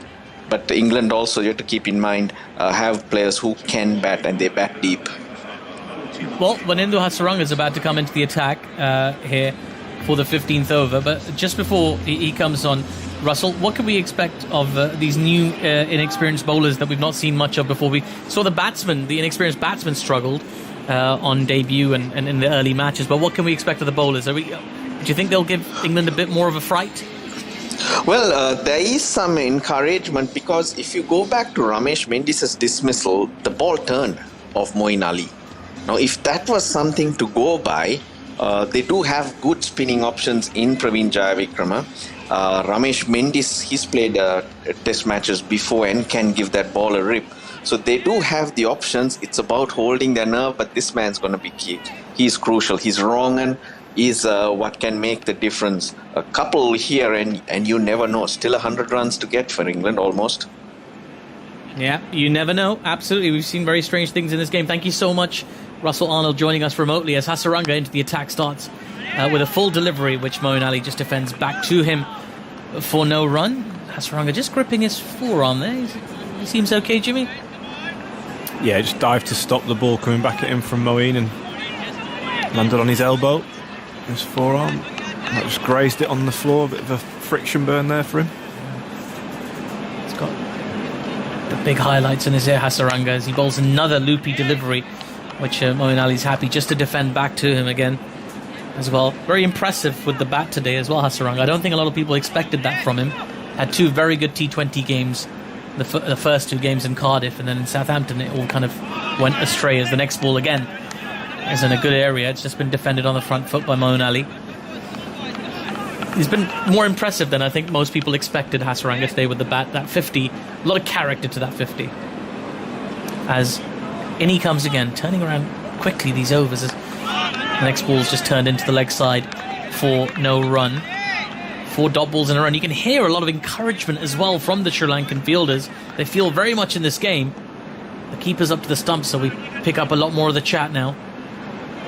As Hasaranga in for his 5th ball. This time Moeen Ali turns it into the leg side and he will extract the single from this over. It's Joe Root on strike. 90 for 4 after 14.5 overs. And I will eventually get your thoughts, Jimmy. He's just turning this over around very, very quickly, Hasaranga. Yeah, I think the one thing that England have got in their favour is that they don't have to attack him. In the T20s he bowled well, but that's when you're looking to go after a bowler. In this situation they can just look to milk him, try and rotate the strike. They don't have to take any big risks. So I'd be surprised if they do. They're going to look to rotate the strike, I think, against him. 96 more to win this game for England as Hasaranga in short this time and pushed down the ground to the mid-wicket area by Joe Root for a single. That's a good over from Hasaranga to start with. Just the 2 runs off it. England 91 for 4 after 15 overs. And we just heard the thoughts of Russell Arnold. He reckons that they've definitely got a chance here. They can create some more moments and push England close. This won't be a straightforward win for England, as it's not as straightforward as expected, I suppose. No, I completely agree. I think England will be frustrated because 3 of the 4 wickets for me were avoidable. They were batsman error. You don't mind being 90 for 4 if the team's bowled well and have actually got you out, but they haven't. It's been batsman error that have led to this scoreline so far. So England will be they'll be just looking to these 2 to just settle things down a bit, try and build, just start building a partnership. And Joe Root's done a good job so far, 23 off 25 without taking many risks, so they'll be looking to him to anchor the innings now.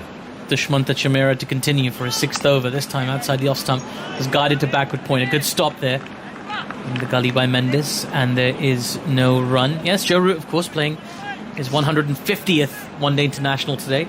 Jimmy, you've played a fair few one-day internationals yourself. Are you always acutely aware of how many games you've played, or is it just something somebody tells you and you're like, all right? Yeah, he might have known it, but generally, especially one-day cricket and T20s, you just turn up and you don't have a clue what number it is. And someone hands you a cap, so you've played 150. In comes Chameera, short outside the off stump, and Joe Root slaps that through the covers. There is a man sweeping out there, and they will take a single. Score moves on to 92 for 4 now. Yeah, is that how it happened on your 150th game? You just got given a cap and 150. I've got to 150, have I? Was it a surprise? I can't remember my 150th one-day international. It feels like a long time ago. But yeah, it's certainly not. I mean, it's nice receiving a cap and stuff, but it's just another game, isn't it? You're just trying to keep performing for your team and keep taking wickets, scoring runs. So you don't know where yours is, I take it? It's in my house somewhere. Chameera, in he comes, short this time and just tucked into the leg side by Moeen Ali, and they will take a single. In fact, they wanted a second, but wasn't really there, so just held firm. 93 for 4 now. Yeah, not many people have, not many English players have made it past 150 caps. I'm sure Andy Saltzman's got some stats on this for us. Joe Root is the 7th England player to play 150 or more one-day internationals. Eoin Morgan has the most, 221 for England. Also played matches for Ireland. Paul Collingwood 197, and Jimmy with 194. Alex Stewart 170. Ian Bell 161. Darren Gough, one of England's finest white ball players, 158, and now Joe Root on 150.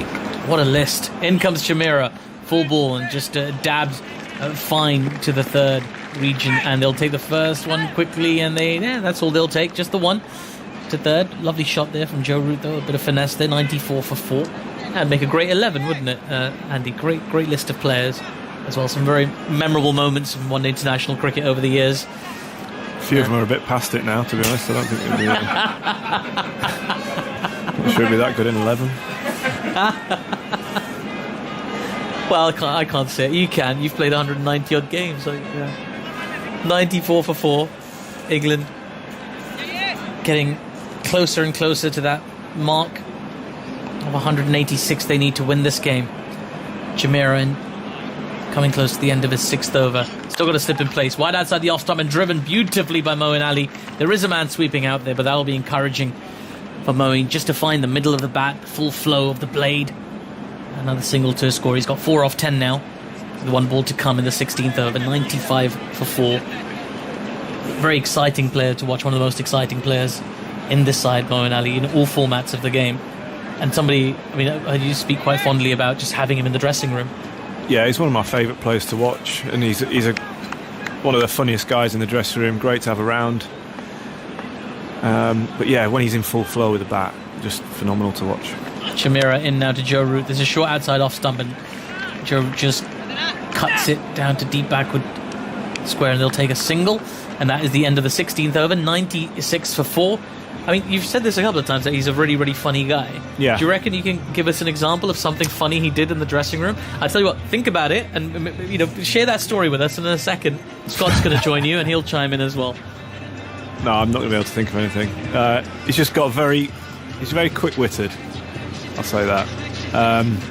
But yeah, he's not had many chances in white ball cricket. More so in the one-day stuff. Him and Adil Rashid have bowled well in tandem in the middle overs, but his T20 opportunities have been limited. So we'll be hoping to get some form in this one-day series to try and push for a place in that T20 side, I think.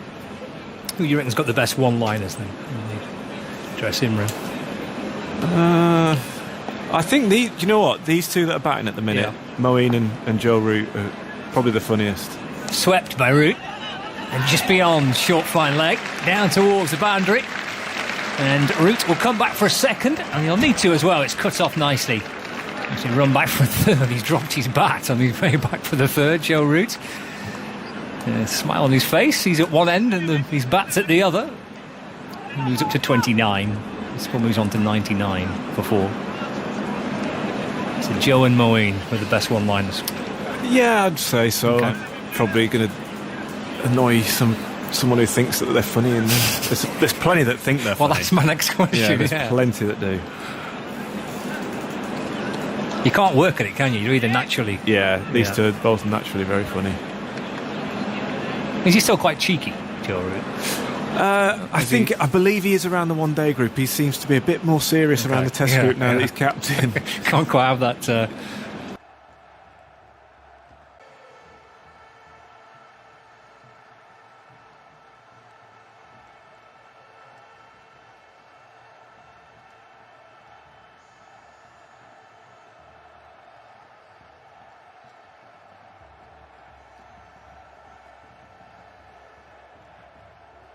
Yeah, cheeky schoolboy. He still has his moments though.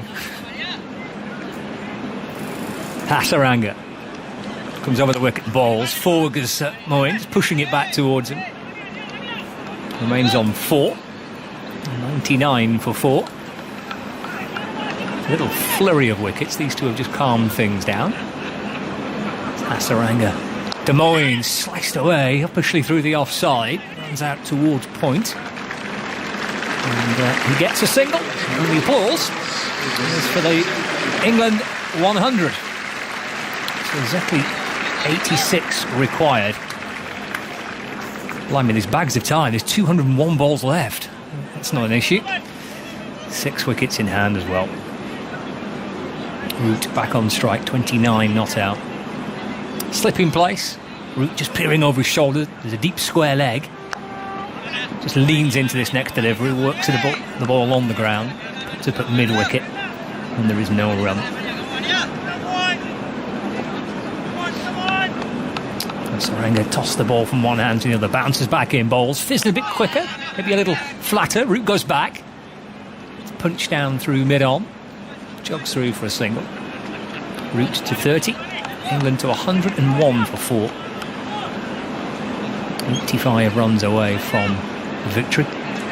Moeen back on strike, the keeper crouching down. Hasaranga bowls. Moeen plays a full defensive, bat in front of his pad. Worked back down the pitch, no run. That's the end of the 17th over. 101 for 4. Root on 30, Moeen on 5, and these two showing all their experience after a little flurry of wickets, Jamie, just to slow things down again. Yeah, it's handy having someone like Joe Root, the calm nature of the way he bats. It astounds me that he doesn't seem to have played any big shots or expansive shots, and yet he's 30, almost a runnable 30. So for someone to be able to do it with that amount of ease, and yeah, the calmness that he does, that he goes about things with, I just think is really impressive. And England are very fortunate to have him bat at number 3, and yeah, he'll just be looking to anchor this innings and try and bat through to the end, and everyone else can sort of bat around him. 30 from 32, as you say, with no real kind of drama, no real risk really. Stands tall waiting for Fernando, who bowls just back of a length up onto his toes, steers it safely down into the offside, and there is no run. The calmness that he brings, that authority as well, developed and grown clearly, doesn't it, over time, experience that he has. Yeah, I think it's been clear in your game plan. He's clear with his technique. He works on his technique a lot. Now he's confident with that he's got a game that can perform at this level, and yeah, his game plan is very clear that he's the glue for this England lineup. You know, and there are some more aggressive and attacking and expansive players around him, but he quite enjoys this responsibility to be the player that sort of guides the team through. Fernando in the sunshine in a bowling to Root as back, tries to cut the ball. Nicely stopped inside the ring, just backward of point by Asalanka, and there's no run. There's a bit of cover out on the offside boundary, deep extra cover, wide third man, but stopped inside the ring. And Root went back to cut, so he remains on 30. 101 for 4. Gully in place, as well as a third man, deep extra cover. A fine leg. Fernando from the Lumley end bowling. It's a thickish edge down towards the third man boundary. It's picked up just down below us. Root will come back for a second in between that kind of gully fielder and the keeper. Down towards deep third for 2. Root to 32. Score moves on to 103 for 4. We really need to stop bigging people up, because they seem to do something out of the ordinary. Very next ball, yeah, it was a bit sort of I don't know, a bit un-Joe Root-like, really. A bit of a slash outside off stump, just feeling for it. Didn't have much control of it. Now they've just moved that gully fielder to a little bit of a more finer slip. And Nissanka there, just shifting a few paces to his left. This is pushed full, but wide of off stump. Through to Perera, and there is no run. 103 for 4. Root 32 from 36. I've been impressed with Fernando and Chameera this tour so far. I thought they bowled really well in the T20s. And then today, again, they got a bit of tap early on from Jonny Bairstow, and he set off like a train, but they've managed to claw it back well, got a couple of wickets between them, put some pressure on England. Fernando over the wicket bowling. Oh, that nips back in. There's a big appeal. Strong appeal. But, umpire Tim Robinson unmoved. There's Root tumbled over. Have they gone for a review? They have. They're going to have a look at it. They've got 2 left. TV umpire to director. We have a player review for LBW. The original decision is not out. It's a fair delivery. We could move on to front-on spin vision, please. Well, it was a big shout, wasn't it? It was. I think the issue will be where this is pitched. To be honest, if it's pitched in line, it looks very close to me. OK, we're going to need to see Ultra Edge, please, when available. Third umpire Richard Kettleborough. Ultra Edge now. Ultra Edge coming up now. Flat lines, it goes past the bat. Keep it going, please. Thank you. No bat involved. We'll go to ball tracking when ready. So here we go. Where's it pitched? We're waiting for ball tracking. As we just wait for the ball tracking.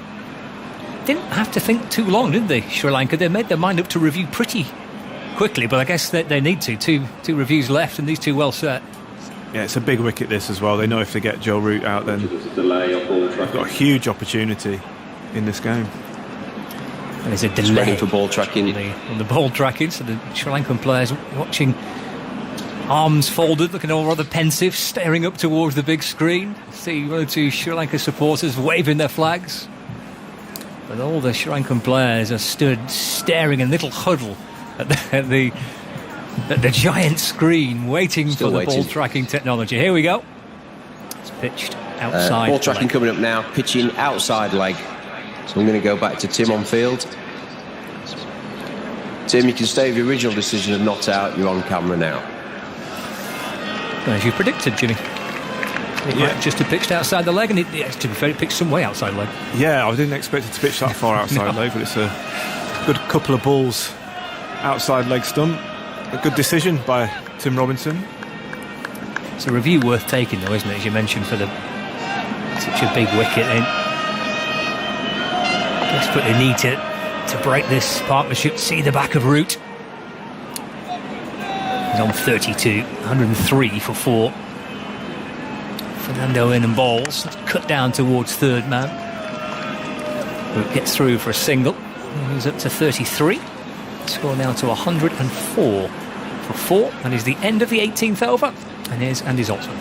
England's first 50 took just 4.5 overs. The next to get them, well, in fact, it was 54 for naught after Livingstone hit the 6 to bring England's 50 up. And it took 12 overs after that to reach 100, in which time 4 wickets fell. We mentioned how well Chameera's come back. His first spell, 0 for 24 from 2 overs with 4 fours by Bairstow. Second spell, 0 for 24 from 2 overs, and his second spell, 2 for 17 from 4. Plus that dropped catch, which is looking like a significant turning point. Hasaranga, mentioned how good he's been in T20 internationals. Hasn't had quite the same level of success in one-day international cricket. 21 wickets at 38, but a decent economy rate of fractionally over 5, which by modern standards is pretty tidy. I guess Chameera also carrying on from where he left off in the T20 series. He had a third T20 match, picked up 4 for 17. Hasaranga in the sunshine bowling. Right forward goes Joe Root, would stride down the pitch, bat in front of his pad. Defends that into the onside, no run. Slip in place. Mid-wicket, backward point, extra cover, deep backward square leg. Hasaranga to Root. Forward, driving down the ground, stopped by Hasaranga off his own bowling, leaping out towards his left-hand side. And there is no run. 104 for 4. Hasaranga bounces in and bowls again. Root goes right back this time. Steer it behind square on the offside, just towards backward point. And there is no run. Halfway into the 19th. Crowd in good voice. Hasaranga in, little flatter. Squirted out through the onside, just underneath the man at short mid-wicket. Root gets a single, he moves up to 34, score to 105 for 4. With 2 balls left of the Hasaranga over.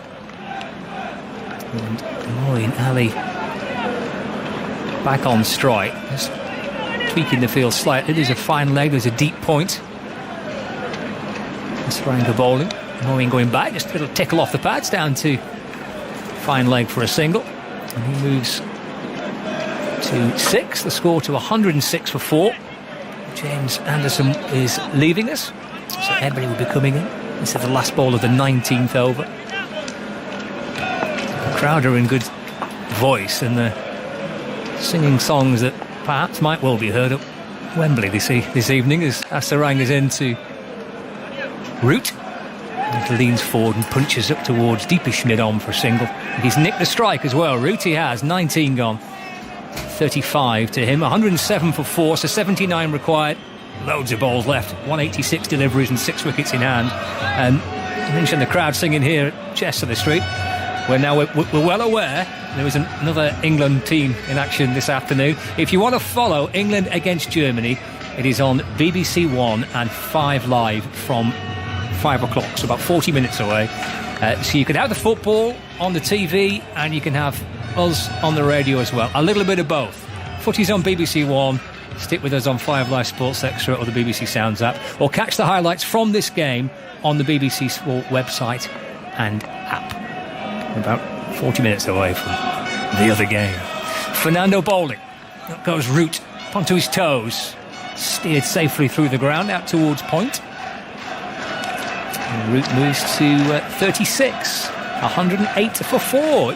It's lively outside Ebony. It's a nice little atmosphere around. Yeah, so it should be as well. I mean, think about how sports-starved we've been over the last year or so in terms of live crowds. I think the worry for a lot of us was, would we get to this point where would we, we would all hope to have full crowds, fair enough, but 50% right now with this energy feels up there, doesn't Absolutely it? Sun shining as well. Happy days.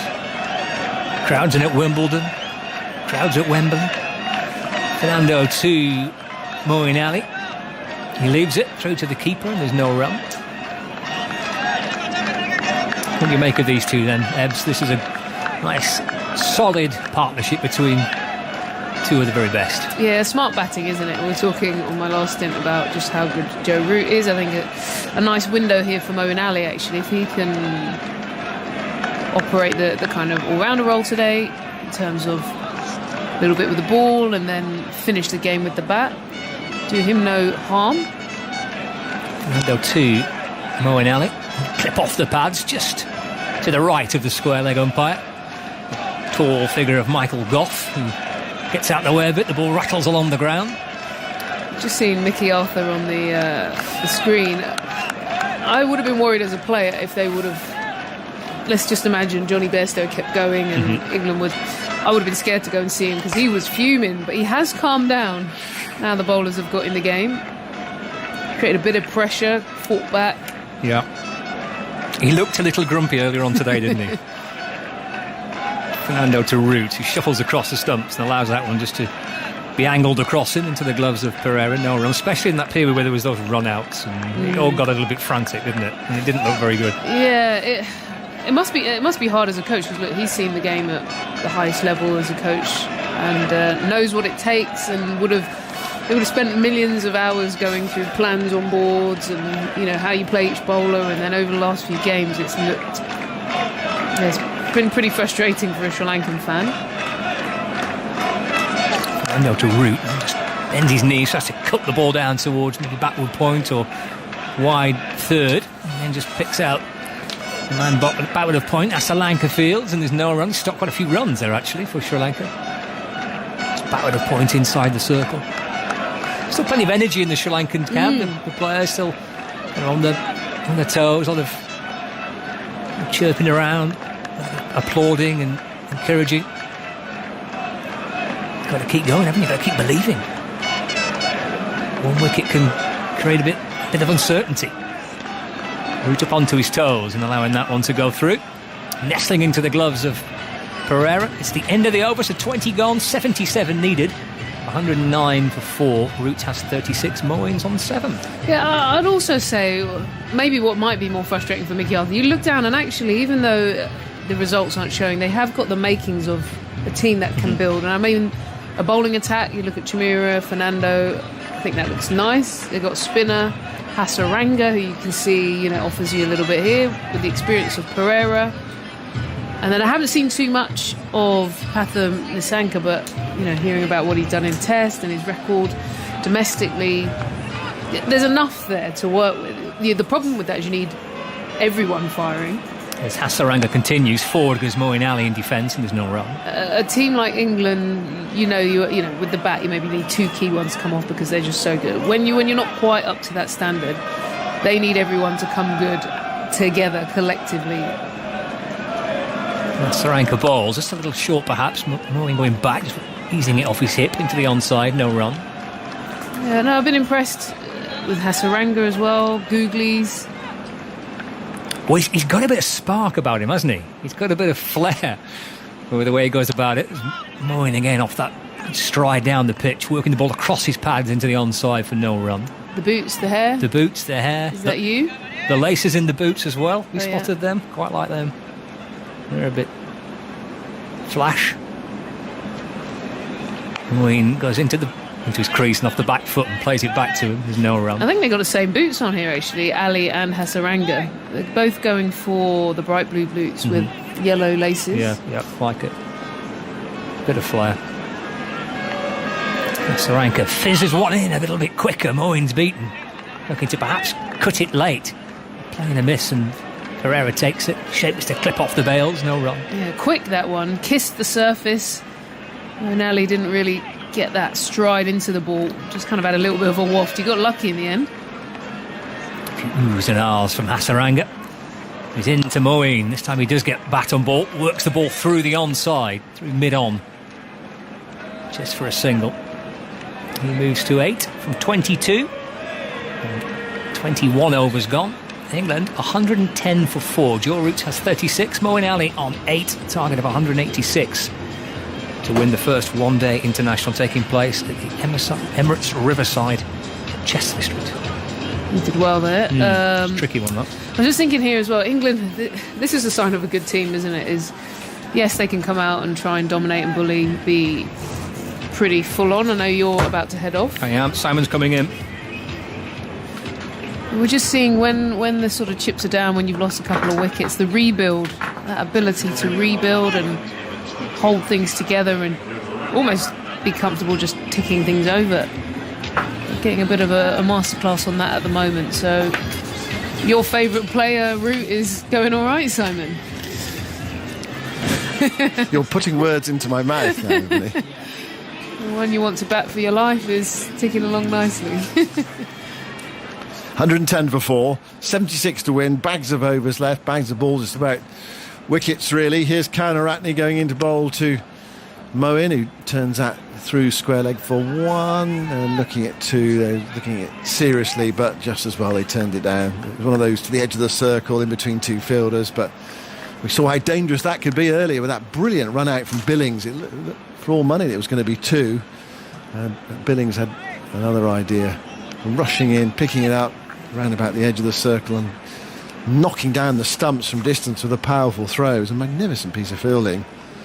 111 for 4, 22nd over, 186 to win, route 36. Moeen Ali was dropped early on. He's on 9. Root on strike. Karunaratne goes in to bowl him short, and that's top edge by Root. This is up in the air. He could well be caught. He's not. Catch falling just short of the fielder coming in from fine leg. It was one of those tantalising ones. And Root gets away with it. It's, who is it? Chameera. Chameera coming in from the fine leg boundary. Yeah, Chameera, Dushmantha Chameera. And it was a strange shot. It'd make a great photograph because Root was pulling that with both feet off the ground for a moment. Well, 2 things. First of all, well done to Karunaratne. Really bent his back on that one with a surprise delivery. But Chameera got there. He did all the hard work, actually. He was diving forward, but passed through his hands. 112 for 4. Moeen Ali on strike now. Karunaratne bowls and Moeen strokes that away. Beautiful looking shot, but straight at backward point. It was stopped by Asalanka. And there's no run. Thinking Moeen Ali dropped, Root dropped. Yeah. Yeah, that 80 for 5 we were talking about. It could well have been when Moeen dropped. Was it first ball Moeen was dropped? Yeah. Just seeing a replay of that Root. Just see. Well, we won't see that for a moment. It's gone off the screen, but here is Karunaratne bowls to Moeen. His leg glances. This might go away for 4. Fielder chasing around the rope. They won't get there. Lakshan. No, it's gone off the pad. It went very quickly, didn't it, for it to be leg buys. Leg buys have been signalled. I assume it must have come off the bat because it raced down to the fine leg boundary. Yes, come off the pocket area, but it went very, very quickly. 4 more runs to the total. 116 for 4. This is the small margins in it. He's bowled a good ball to Root, caused him a bit of problems. Could have followed up the next one to Ali. Just drifted down leg.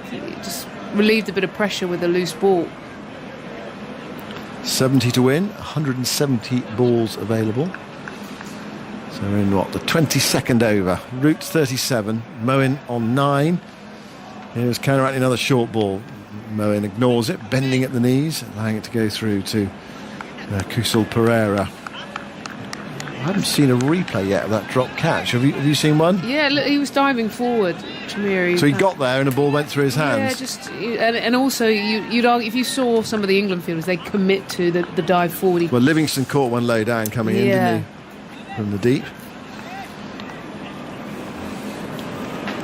Karunaratne, right arm over the wicket, bowls to left-handed Moeen, short again. Moeen knocks it off his hip into the onside, back with a square.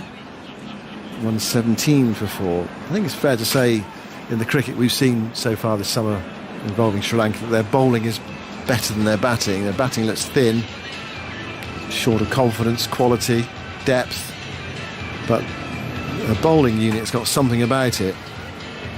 Yeah, definitely the makings of an attack of, a bit of everything. We talked about Hasaranga already.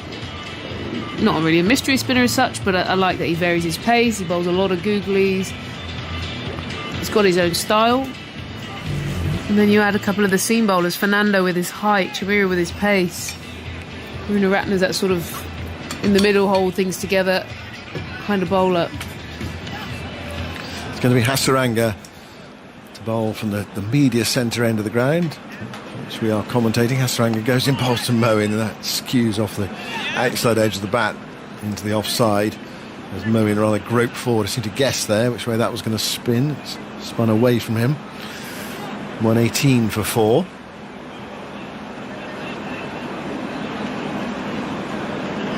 I'm just seeing the drop catches from Sri Lanka on my monitor now. Yeah, Moeen put down by the keeper. First ball, Kusal Perera. And then root the top edge down to fine leg. Here's Hasaranga bowling, and Root plays a little reverse dab there over the shoulder number. It's gone down fine. Far end of the ground. They come back for 2. They can look at 3. Yes, Moeen's hustling back for the 3rd. And he gets there. The throw was decent enough. Actually wide of the stumps. Could be right over the bails. And it might be more of a test, but I think he had that under control. Right, I'm just seeing that Root one now. That's difficult to say from that camera angle. Not an easy catch. Well, Chameera coming in. Score goes to 121 for 4. And Root to 40. And Joe Root's just passed 6,000 runs in one-day international cricket. Hasaranga to Moeen, and Moeen struck on the pad, goes down fine. Pinch a leg by. Signal by umpire Goff, 122 for 4. He's the 62nd player in men's one-day internationals to reach 6,000 runs, only the second for England after Eoin Morgan. And of those 62 players, Root reaching it 6,000 in his 141st innings is the joint fourth.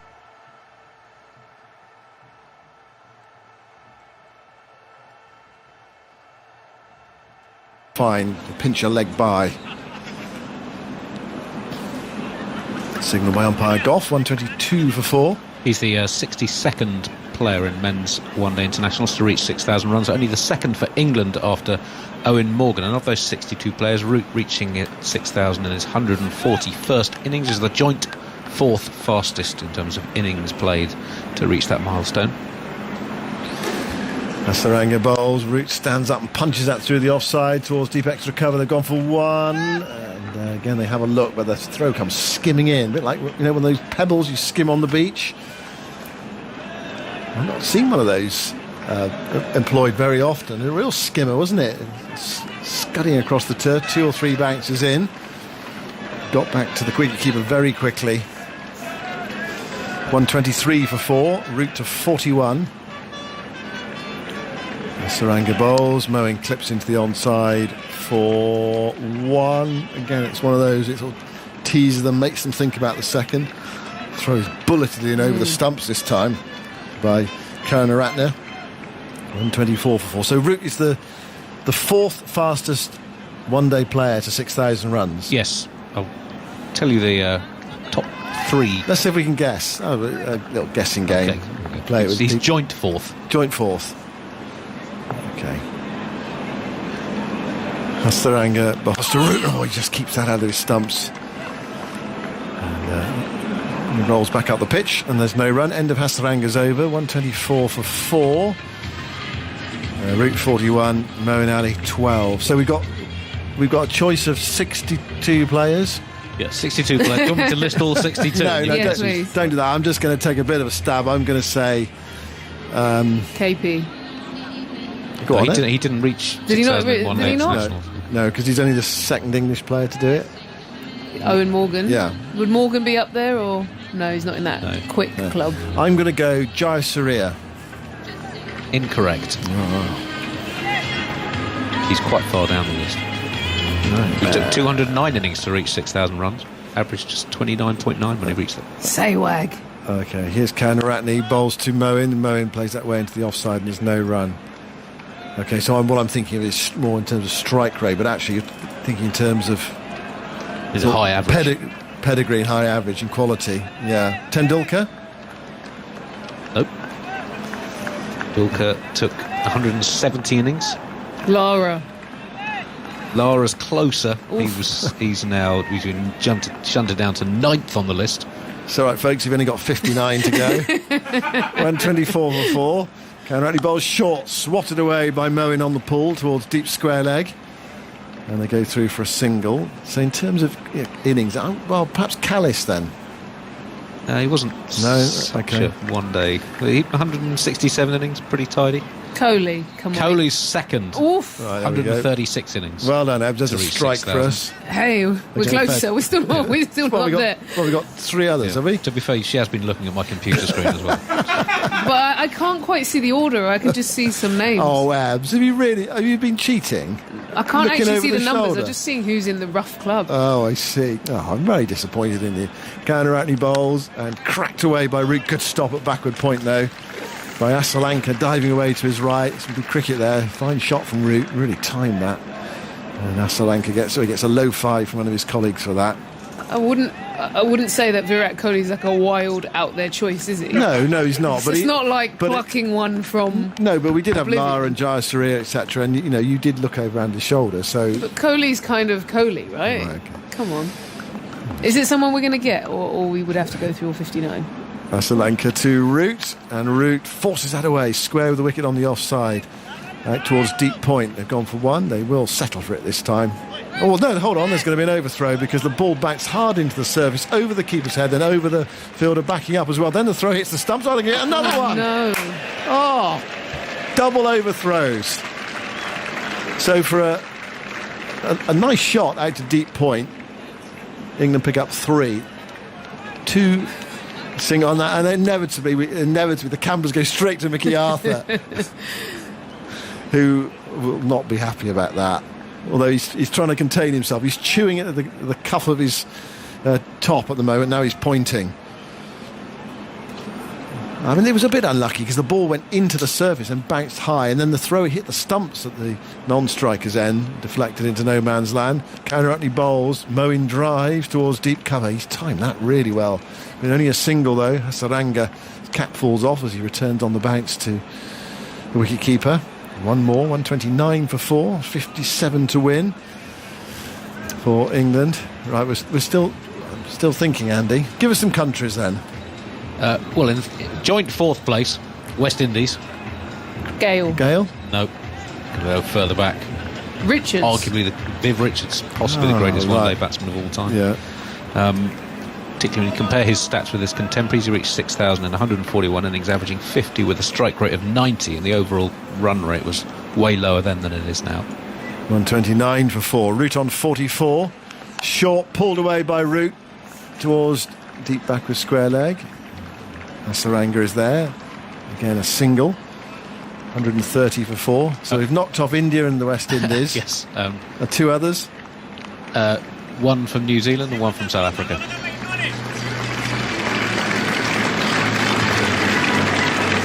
That's the 50 partnership from 73 balls. 1 from South Africa. We've already said Callis. It's not Callis. Well, Smith. Not Smith. De Villiers. Not De Villiers. No, he's sick. Herschel Gibbs.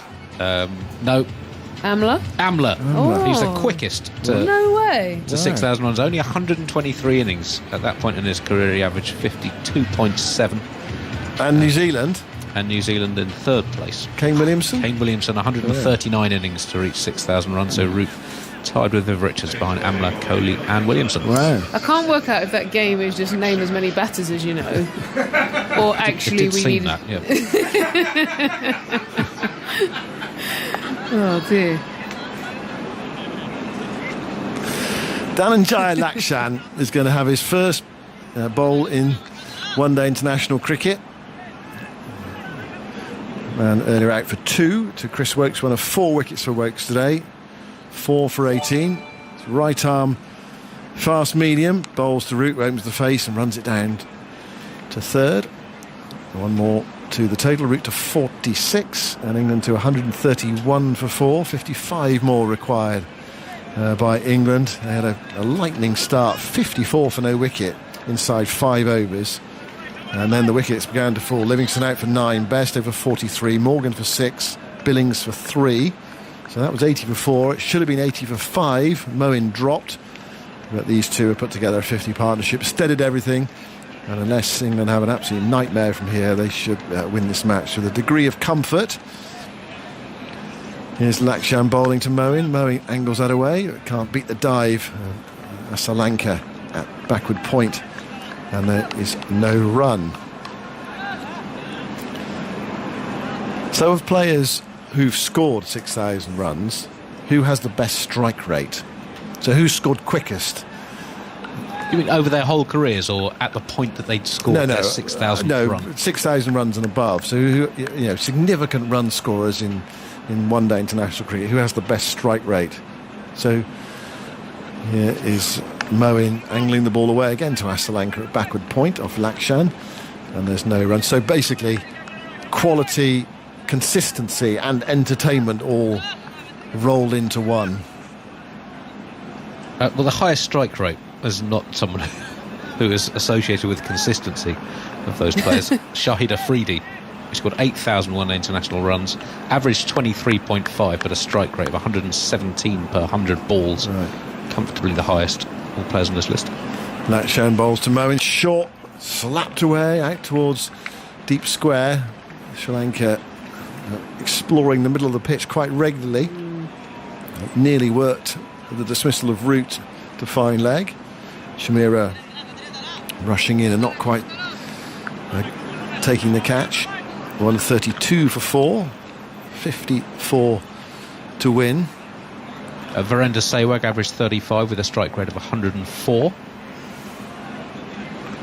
There is Lakshan bowling to Root, and Root drives through extra cover. Hasaranga comes round. Root this time will get 2. So England piecing this together now. 52 more to win from 151 balls. We're in the 25th over. So there's a reasonable chance here England will get home, say, with 15 overs to spare, something like that, and possibly by 5 or 6 wickets. But at one stage, another half an hour, 40 minutes of Bairstow, and it's been sort of remarkable chases. Root goes down on one knee and hits that square of the wicket on the offside. Good looking shot. Hasaranga again sends a difficult one for the wicketkeeper. This time there are 3 backing up. He's kicking off here, Perera, understandably. You talked about that round arm. He's not only wanged it in, he's thrown it in a good 3 metres or so right at the stumps. End of the over, 135 for 4. So 51 to win from 25 overs with 6 wickets left. The other of the 3 players who scored it faster than the runner ball with over 6,000 ODI runs is A.B. de Villiers, who also averaged 53.5. Virat Kohli, 6th fastest strike rate, currently 93, and an average, extraordinary one-day average of 59. Then Viv Richards as the top 10 fastest strike rates, also averaged 47. As I said, he played a much lower scoring, slower scoring era of one-day cricket. So if you play around with sort of comparative stats versus contemporaries and teammates, then I think Viv Richards might possibly come out as the best one-day batsman. Well, I'm just looking, our conversation, Morgan versus Root, or not versus, but in the same club. It looks like Morgan would be the English player with the highest strike rate. Would he be on that list? Yeah, but there's only 2 of them on the list. So Morgan's strike rate 91, that includes his games with Ireland, average 39. Root's average much higher, 50, and his strike rate around about 87. Just wanted to confirm that, thanks. Jayawickrama into the attack for his first delivery in one-day international cricket. The slow left armour, and Root goes back and forces it up towards long on. And there is another half-century for Joe Root in one-day international cricket. 50 not out. From 58 balls of just 2 boundaries, a classic Rootian innings. Decent strike rate, not many boundaries, worked it around nicely. It's his 50th score of 50 or more in one-day international cricket. And he has 1600s amongst that, and it's his first 50 since the World Cup. 50-50s. There's a nice ring about it in his 150th game. It's not bad. Jayawickrama bowls from round the wicket to the left-hander, and Moeen wafts him away into the onside towards deep mid-wicket. Mendis sends in the return, and they're through for a single. 137 for 4. And Moeen goes to 16 from 37 balls. England closing in. I wonder whether some people have made their minds up. You bought your ticket today for the cricket, whether the crowd's just thinned out a little bit. Root nudges that away into the onside for 1. It's another one that goes outside the circle. You think about 2, but they don't come back. It has thinned out a little bit as we approach 5 o'clock and events elsewhere. You almost need that extra screen and a decent pair of headphones in the crowd, and then you're kind of sorted, aren't you? Live and... Yeah. Here's Jayawickrama bowls, and turned away by Moeen, just outside the circle. Just to say, the football is not being shown on the big screen here afterwards as well, so whether they want people to go home, I don't know. There is a sort of social distance aspect to it, isn't it? Everyone's sort of gathering and, I don't know, hugging or perhaps commiserating. Who knows which way it will go. Jayawickrama bowls, and Root plays another one of those dad reverse over the shoulder numbers. It's coming down towards the boundary. They've gone for 2 this time. Lakshan sends in the return. If you want to follow England versus Germany, BBC One and 5 Live from 5 o'clock. You can have the football on the TV and us on the radio.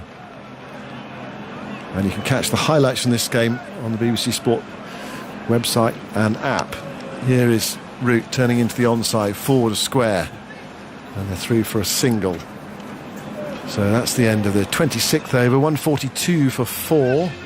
It's 44 to win. And it's one of those situations that if we were coming towards the close of a match, you could try and knock off 44 in 5 overs or something like that, but I imagine they'll knock it around for a bit and see where they get to.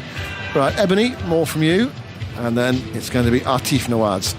Well, I have to admit, with the way Root is batting at the moment, just playing the situation with a bit of timing, a bit of touch, and then also you add that to Sri Lanka's current bowlers, Lakshan and Jayawickrama, are just not looking threatening them, if I'm honest. It looks very gentle, very friendly.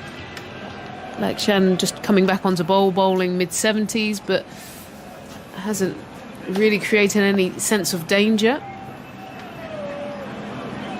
In comes Lakshan now, short outside the off stump and hammered by Joe Root through the covers to the man sweeping for a single. Yes, absolutely, Ebbs. I think this has been a wonderful partnership for England. Just had that stabilising effect they were looking for. It's worth 63 runs now, and you know, when they came together, there was a bit of danger, a bit of jeopardy for England, really.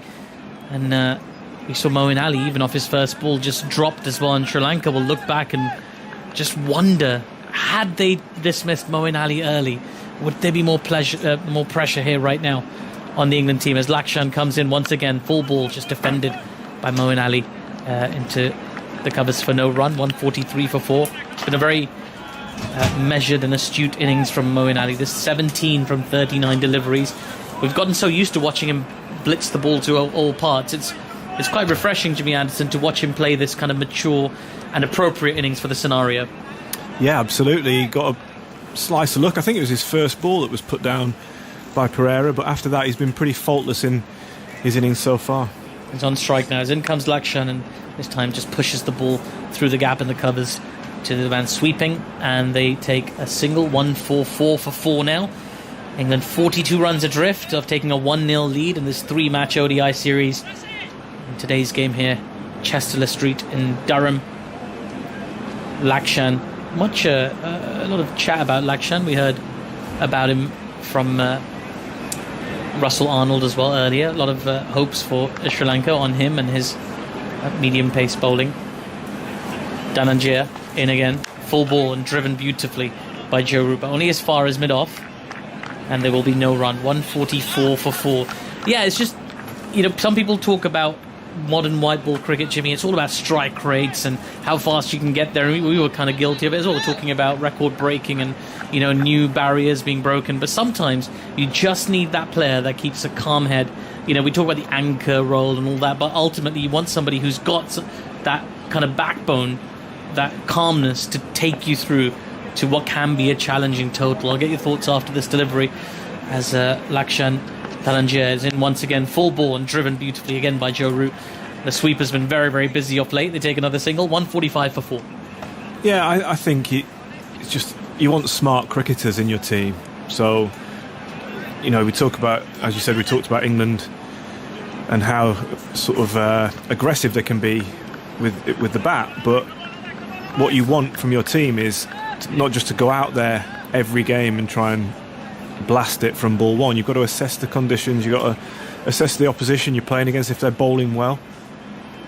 Lakshan in again, this time short and pulled by Moeen Ali, pulled with aggression to that mid-wicket boundary as a classic Moeen Ali shot, dismissive into the mid-wicket region for 4, 149 for 4. Yes, you want to breed smart cricketers that think about the game and learn from certain situations, and Joe Root is just the epitome of a smart cricketer. He really does think about the game a lot, and certainly in white ball cricket you trust him in any situation. He reads it so well, and today he's just played it, the exact innings that England needed him to. He most certainly has, batting beautifully right now on 56 not out from 64 deliveries. Presumably, Jimmy, you spent a lot of your career really just watching Joe Root bat as well, just from the pavilion, presumably with your feet up sometimes, just relaxed watching him bat. What's that like? Is there this sense of inevitability when Joe Root goes out there that 9 times out of 10 he's going to be playing a long innings and you're going to get to chill for a bit in the dressing room? Yeah, I mean, he has got that calming nature.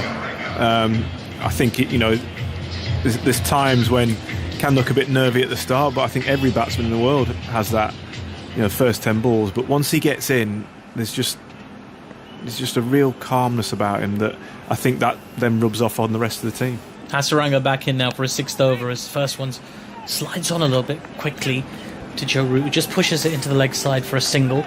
It's been very economical so far as Hasaranga, 18 from his first 5.1. England's 150 is up, 150 up for the loss of 4 wickets, and his partnership has moved on as well to 70 between these two players. It's been just brilliant, just kind of taken the life out of the Sri Lankan effort in this innings, shown that gulf in class. It's really what Sri Lanka were missing, really, that lower order batting potential, that batting class that England have. Hasaranga in once more, full and driven, but blocked by Hasaranga, no run scored. Yeah, so that calming influence, it's so important as well. In Test cricket, longer form cricket, ODI cricket, there's moments where the opposition can really just make a big dent in the game, as Hasaranga in once again, this time driven to mid-wicket for a single by Moeen Ali. There's these moments that if they kind of build on you, they can create pressure and panic and all that kind of stuff. How when you talk about calming, how calming is he as a captain? How calming is he in the field when you're playing alongside him? Tell me after this delivery as Hasaranga in once more, full and again driven to long on for a single. Yeah, I think his whole sort of demeanour is quite he's quite laid back. And he has a natural calming influence on the group. Just watching him go about his business. Doesn't get flustered too much in the field when he's captain. I've had the odd argument along the way, but who doesn't? The next ball's been worked into the leg side for another quick single by Moeen Ali. He moves on to 24 now from 44 deliveries. Does he ever get angry? He gets angry when he gets out, yeah. but he rarely gets angry on the field or with the group of players. He always tries to be sort of maintain a level head. Hasaranga in once again, that worked into the leg side by Joe Root this time. They might get 2 this time. Yeah, they get back, turn very, very quickly. They take 2 to Lakshan in the deep. 155 for 4 now.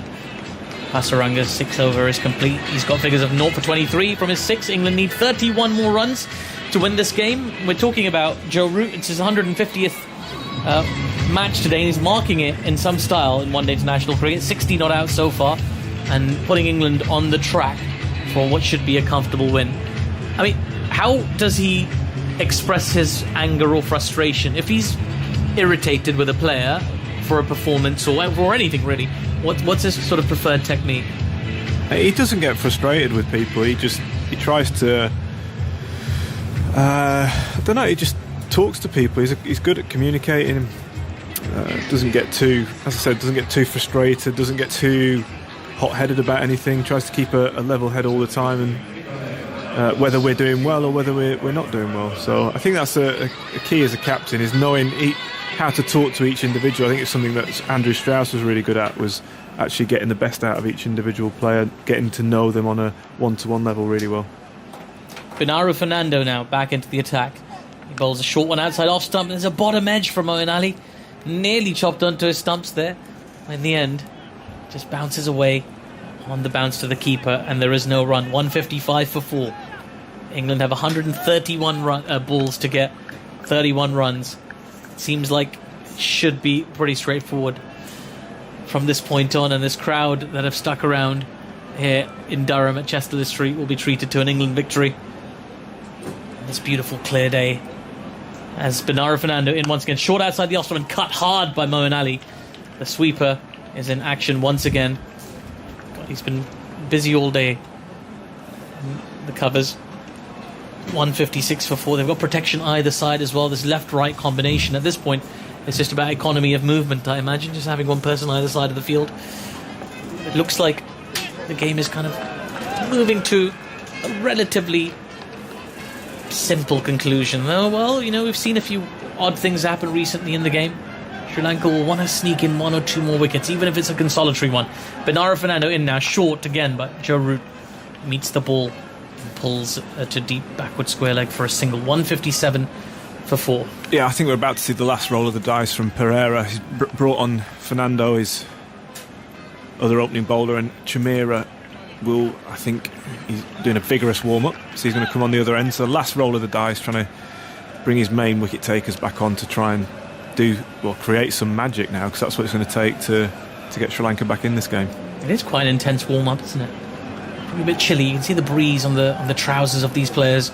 As in comes Fernando once again, full ball and chipped uppishly to the square leg region by Moeen Ali. And they'll take another single. The Barmy Army's horns are playing. So many songs. Is it ever distracting, Jimmy, when you're in the field and the Barmy Army's going full blast, or is it always quite fun? Yeah, it's never a distraction. I think you're always focused on your job. If you've got the ball in your hand, it's actually quite entertaining when you're not bowling and you're just grazing in the outfield. Maybe keeps you going, especially towards the end of the day when you hear them keep singing that last hour of the day. It really does perk you up. In comes Fernando, short once again, and Joe Root pulls once again, and the sweeper ball tidy once again. So just rotating the strike right now, Moeen Ali and Joe Root.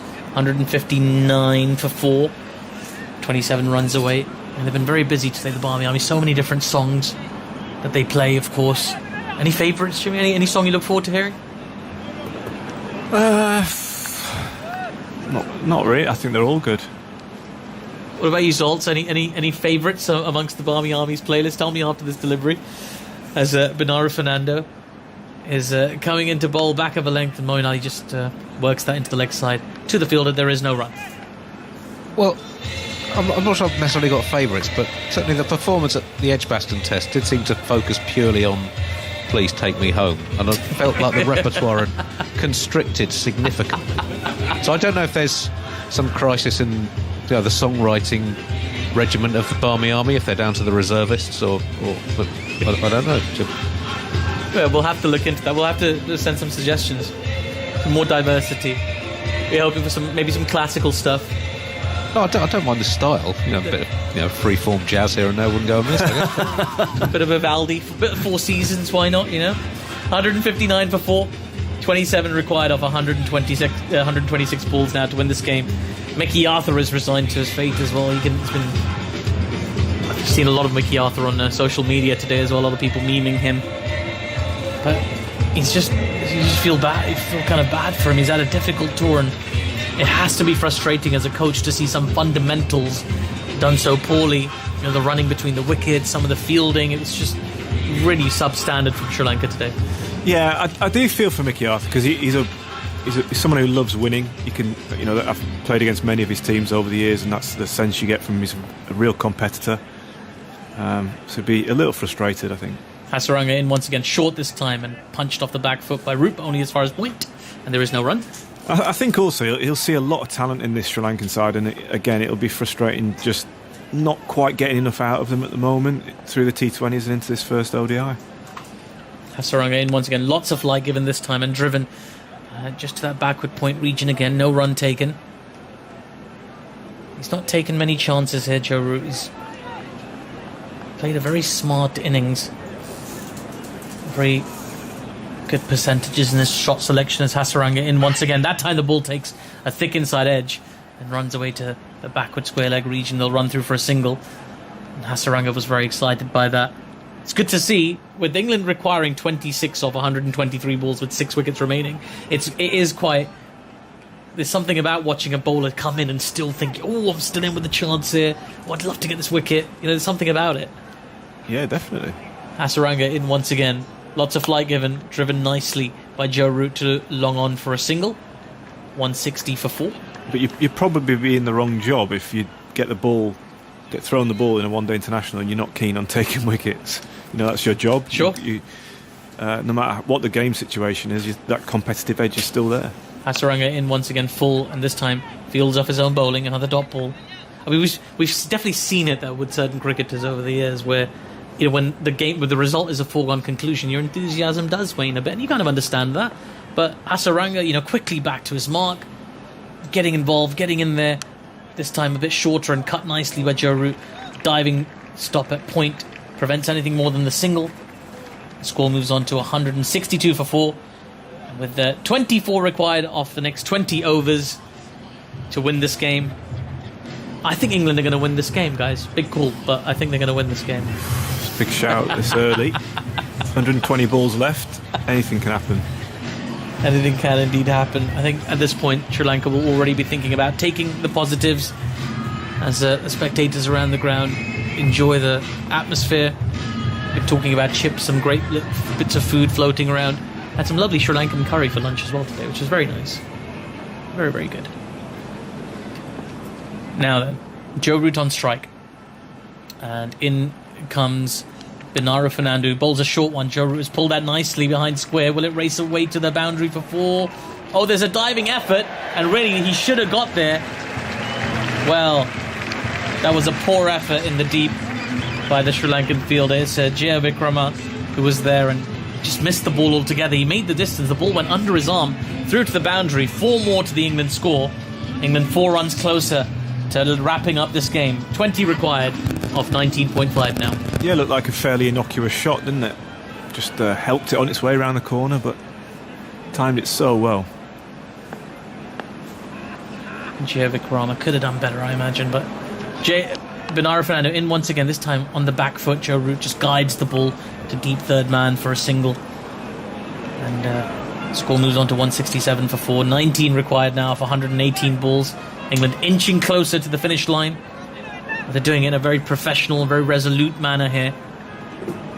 Finishing the job properly. No distractions for these England players. No distractions for Joe Root and Moeen Ali. Making the most of that opportunity he was given. Dropped off his first ball. He's accumulated 27 not out so far. He's on strike now as Fernando comes in. This time the ball's just been pushed to the backward point region. They wanted a single. Moeen Ali set off and then turned back around when he saw the point fielder Wickramasinghe was onto it quickly. No run taken. 19 required of 117. The crowd has thinned out a little bit, but not as much as I thought it might have, Jimmy. I've got to say, a lot of people committed to the match and watching it to the end. I think it's good to see. Absolutely. What's the point in coming if you're going to go watch the football halfway through? Well, not halfway through, but you know what I mean. Yeah. Binura Fernando into Moeen Ali. Full ball, wraps him on the pads, but it's going down the leg side. Not even an appeal from the Sri Lankans. Just does that little gesture with his wrist, suggesting it's just going down leg. 167 for 4. Now, just for humour's sakes, Andy, just humour me, right? From this kind of position, I mean, this is a bit of an ask. I don't know how you'd find this stat, but if anybody can, you could. From this kind of position, 19 required of 116 balls with 6 wickets to spare. Have there been any instances of teams winning games from this position? I'll leave you with that challenge, as the next one's a short ball which Moeen Ali defends into the covers, and there is no run. 167 for 4. I'll dig around. I can't think of any off the top of my head. Moeen Ali's now faced 52 balls. It's his longest innings in one-day international cricket since he made 102 from 57 against West Indies at Bristol in September 2017, after which there were certain shenanigans in Bristol that had repercussions. And Moeen's not had a 50 in ODI cricket since then, and this is his longest innings in terms of balls faced. So some valuable time at the crease.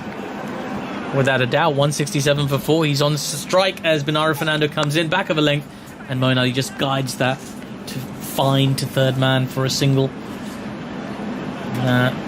Score moves on to 168 for 4. That is the end of the over. England now need 18 runs from 114 balls to win this game, taking a 1-0 lead in this series. It feels pretty comfortable. They'll be pleased with themselves, but they'll also reflect on some things they got wrong. Jimmy Anderson, a few thoughts from you, and then you're going to be joined by Scott Reed. Yeah, my first thought is, can Moeen finish this in 3 balls? But I'm sure the way they've been playing, and we just happen to be pulled back now. The last ball was actually a no ball, which means there's still 1 ball left in this over. It's a free hit with Joe Root on strike.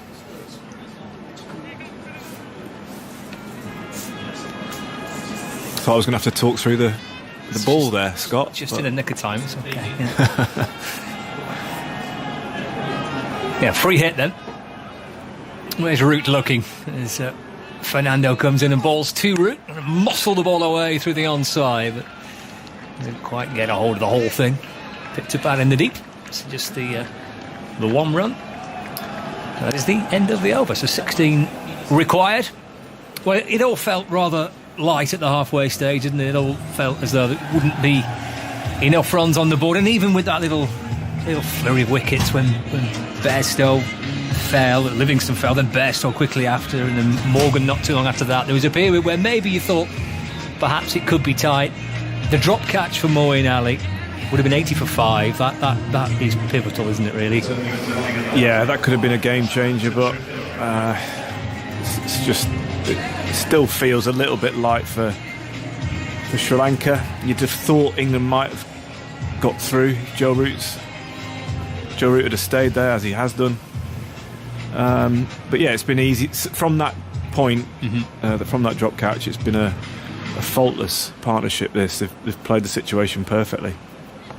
Root's on 70 and on strike. Chameera starting his 7th over. 16 requires, so just a short way off now for England to start with a victory in this one-day international series. This is off the back foot, just sliced away neatly enough through the offside. Up towards the deep point for 1 run. 71 to Root, so 15 required.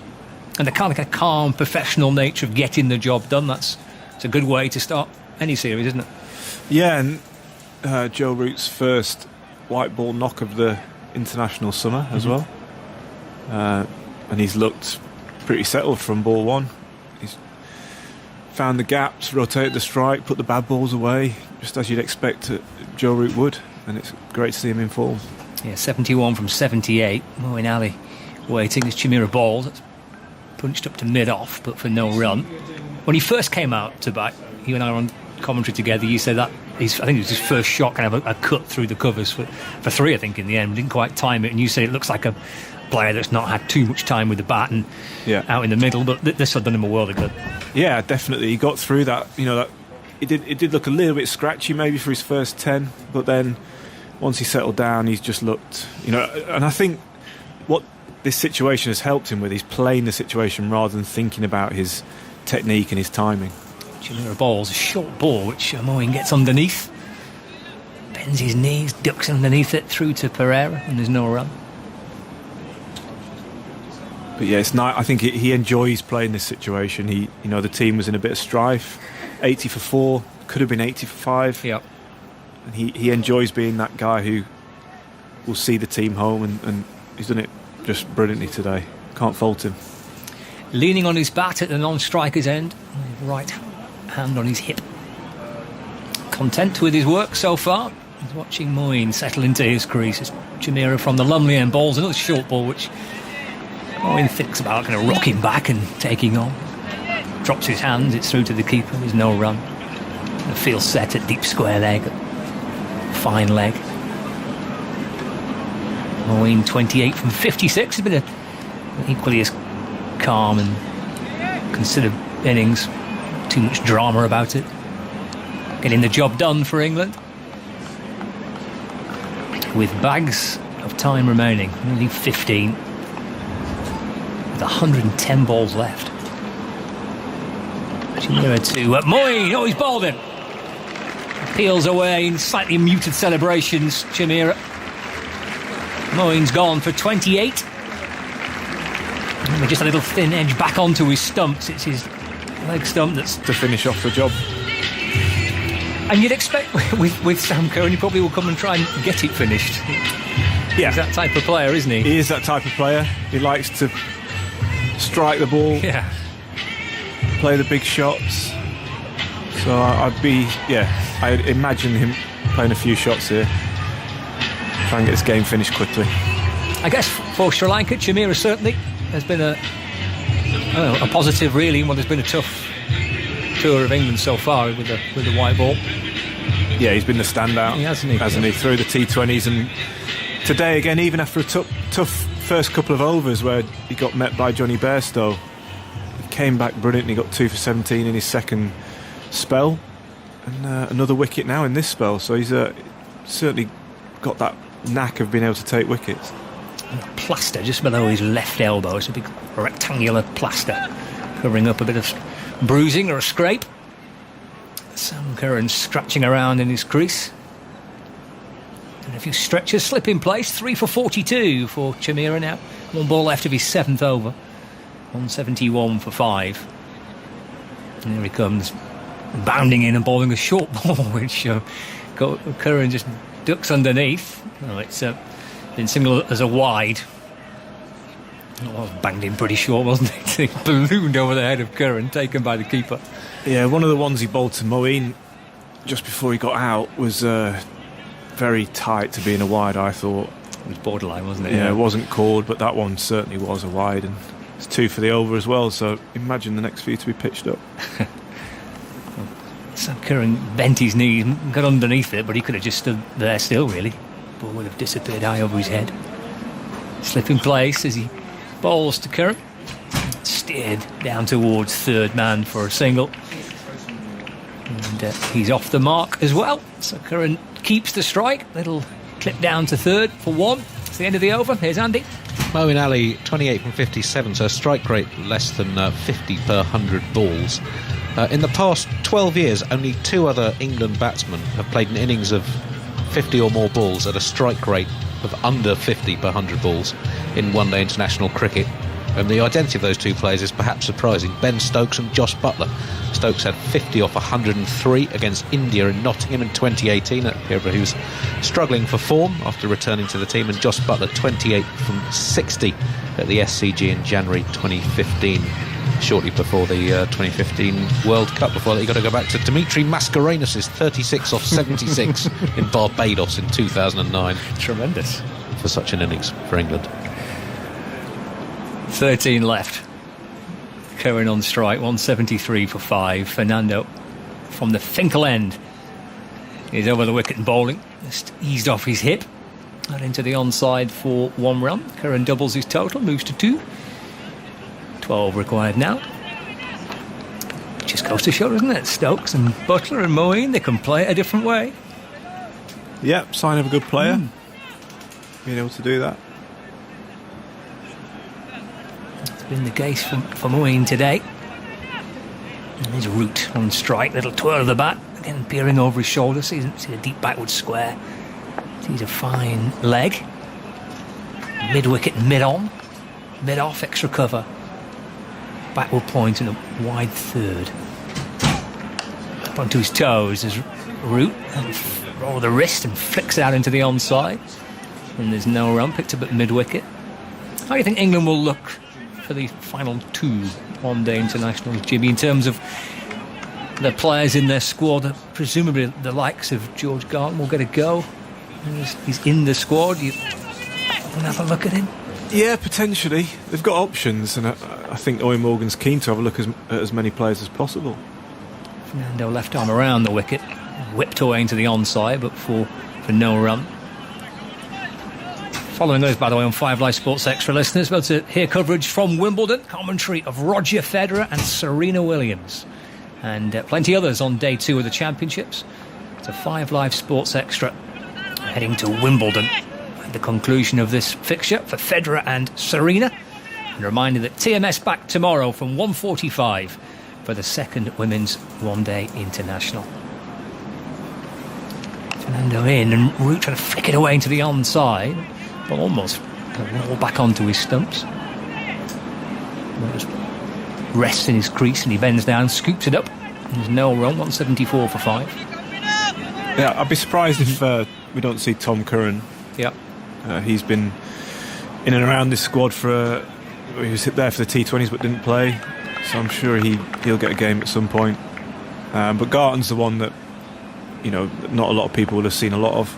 But he's been in good form for Sussex this year. Left arm around the wicket, Fernando bowls, and Root drags it and pulls it from outside off stump to deep backward square leg. Gets through for 1, moves to 72 not out. And 175 for 5. He needs 11. Have you seen him bowl, Garton, or not? Yeah, he was on the Ashes tour, the last Ashes tour actually, to Australia. He was around the group there. So he's got some pace, yeah, definitely. But I think he's a genuine all-rounder now. He's been getting runs for Sussex as well. So I think he's an exciting prospect. 11 needed as Fernando bowls to Curran, full ball, which he works off his pads up to mid-on. Gets through for 1. He knew it was a slightly more gentle single. Root was uncertain. He didn't know where the ball was coming, so he was pushing through hard to make sure he was home. Curran gets a single, keeps the strike, he moves to 3. 10 needed, 176 for 5. Wouldn't it be a little pointless not to kind of look at some of these players in this one-day international series? Yeah, well, that's exactly what Eoin Morgan's been talking about throughout the T20s as well. This summer is a great opportunity to look at players and see if there is anyone they've missed ahead of that World T20. And even these 50 overs are a good opportunity to look at people in white ball cricket. So I think as you say, it'd be foolish not to. Yeah. Plenty to come, of course, with the Pakistan series to follow. 3 one-day internationals and 3 T20 internationals as well. So I guess lots of opportunity just in this particular series.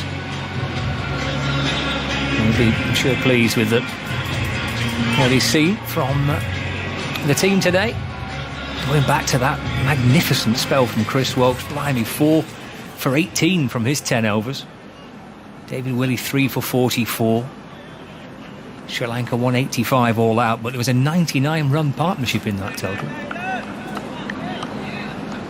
Now then, where's Curran looking? He settles into his crease. Chameera 3 for 44. He's in and bowling. Glance off the pads down to fine leg. The ball bouncing and bobbling down below us. And Curran takes it into single figures. 9 needed now for England. Andy.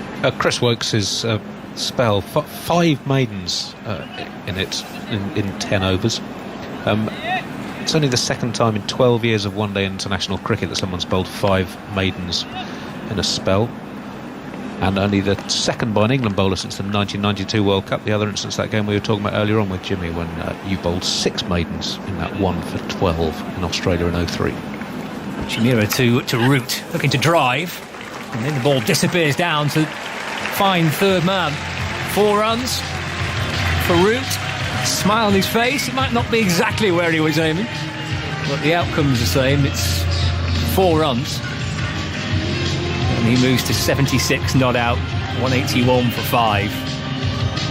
Yeah, not quite where he's aiming. He did open the face to try and get it through the offside, but thick outside edge, but fine enough to beat the third man fielder. Yeah, nice to see him enjoying himself. Big smile on his face. Yeah, he's had a good afternoon, hasn't he? Can he hit the winning runs? 5 needed. Pulls this one, swivelling back into the crease, dragging it through deep backward square leg. Just for a single. 77 not out. 4 needed for England to get the one-day international series off to a winning start.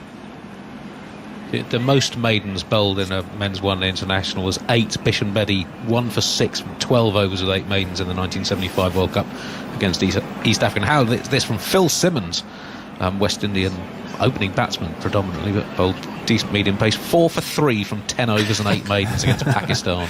Magnificent. 1992. Curran waits, pushes his next delivery into the offside, but to extra cover, there's no run. 4 required, 182 for 5. And 4 for 18. 5 maidens in it then for Chris Woakes.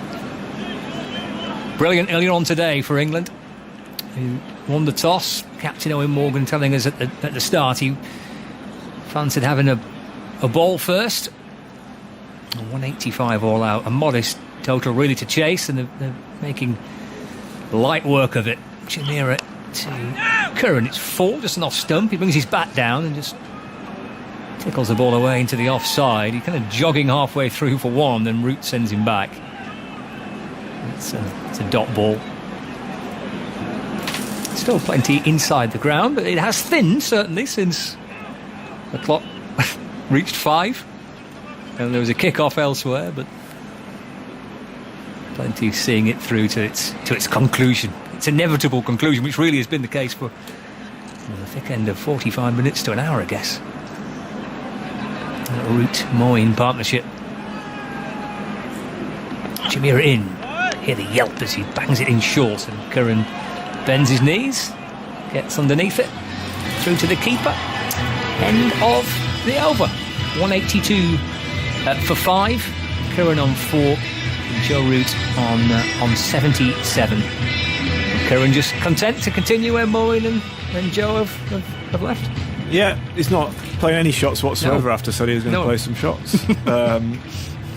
Barely lifted his bat up, but yeah, he's just looking to do a job for his side, make sure that there's no more wickets falling.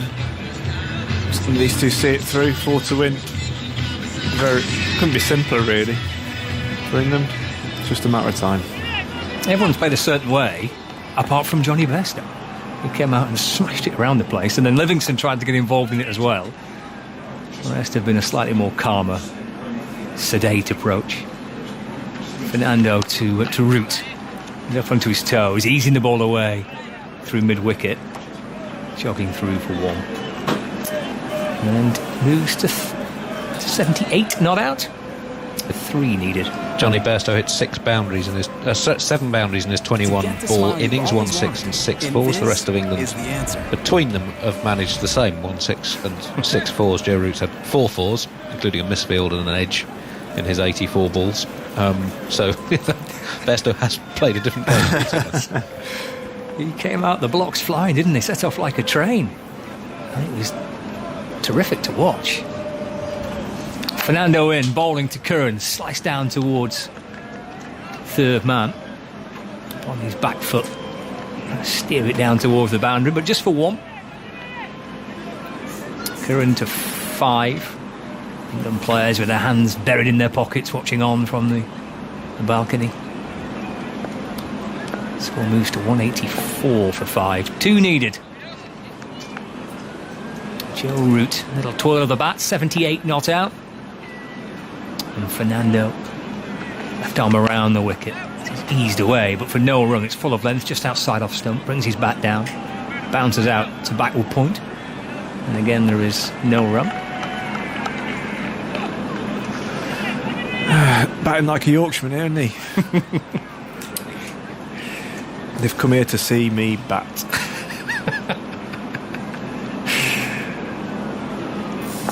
Jonny Bairstow didn't attack. No, he didn't. Adopt That's fair enough. That policy. Fernando to Root. Wants one as he plays it up towards mid-on. Pick up and throw towards the stumps.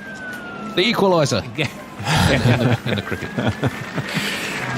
Scores are level. 185 for 5. Maybe Root's done his bit for the day. 79 not out. And Sam Curran's on strike. England players in the dressing room thinking, come on boys, get it done. Well, they're quite content with that. Take your time. Yeah, I think A few players pacing around. We're quite professional about it and try and focus on this game first. 1 needed.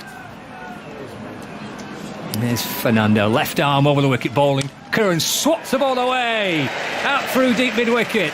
It bounces and rattles its way towards the boundary rope, but wide long on.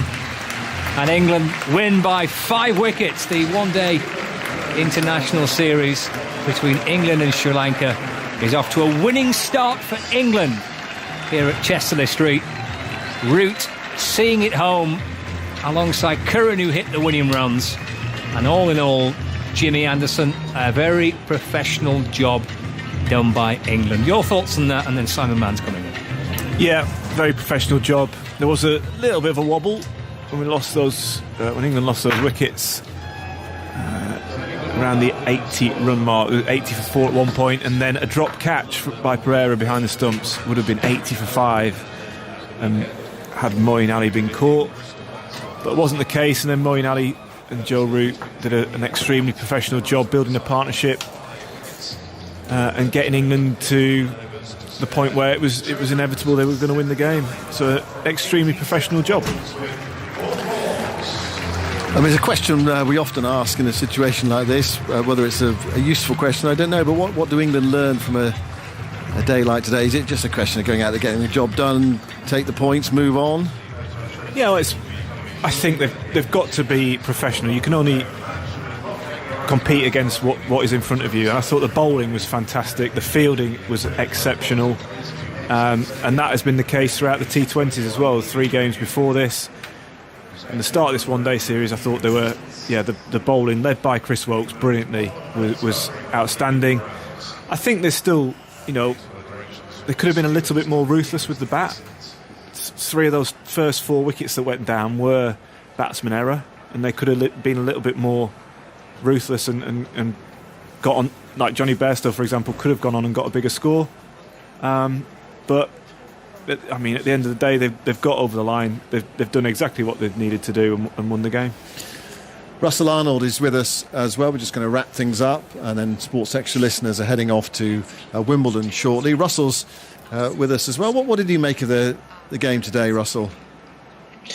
Well, it just drifted off, didn't it? There were moments where Sri Lanka, they show signs of some life now and again, but they're just not able to sustain it.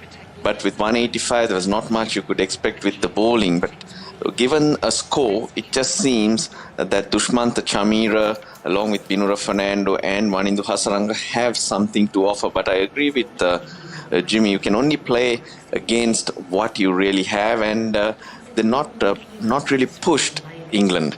They're doing what they need to, and the batting was a little clumsy, you would say, because Sri Lanka at one stage, if those catches were taken, could have made this a much closer game, and it should never have been that.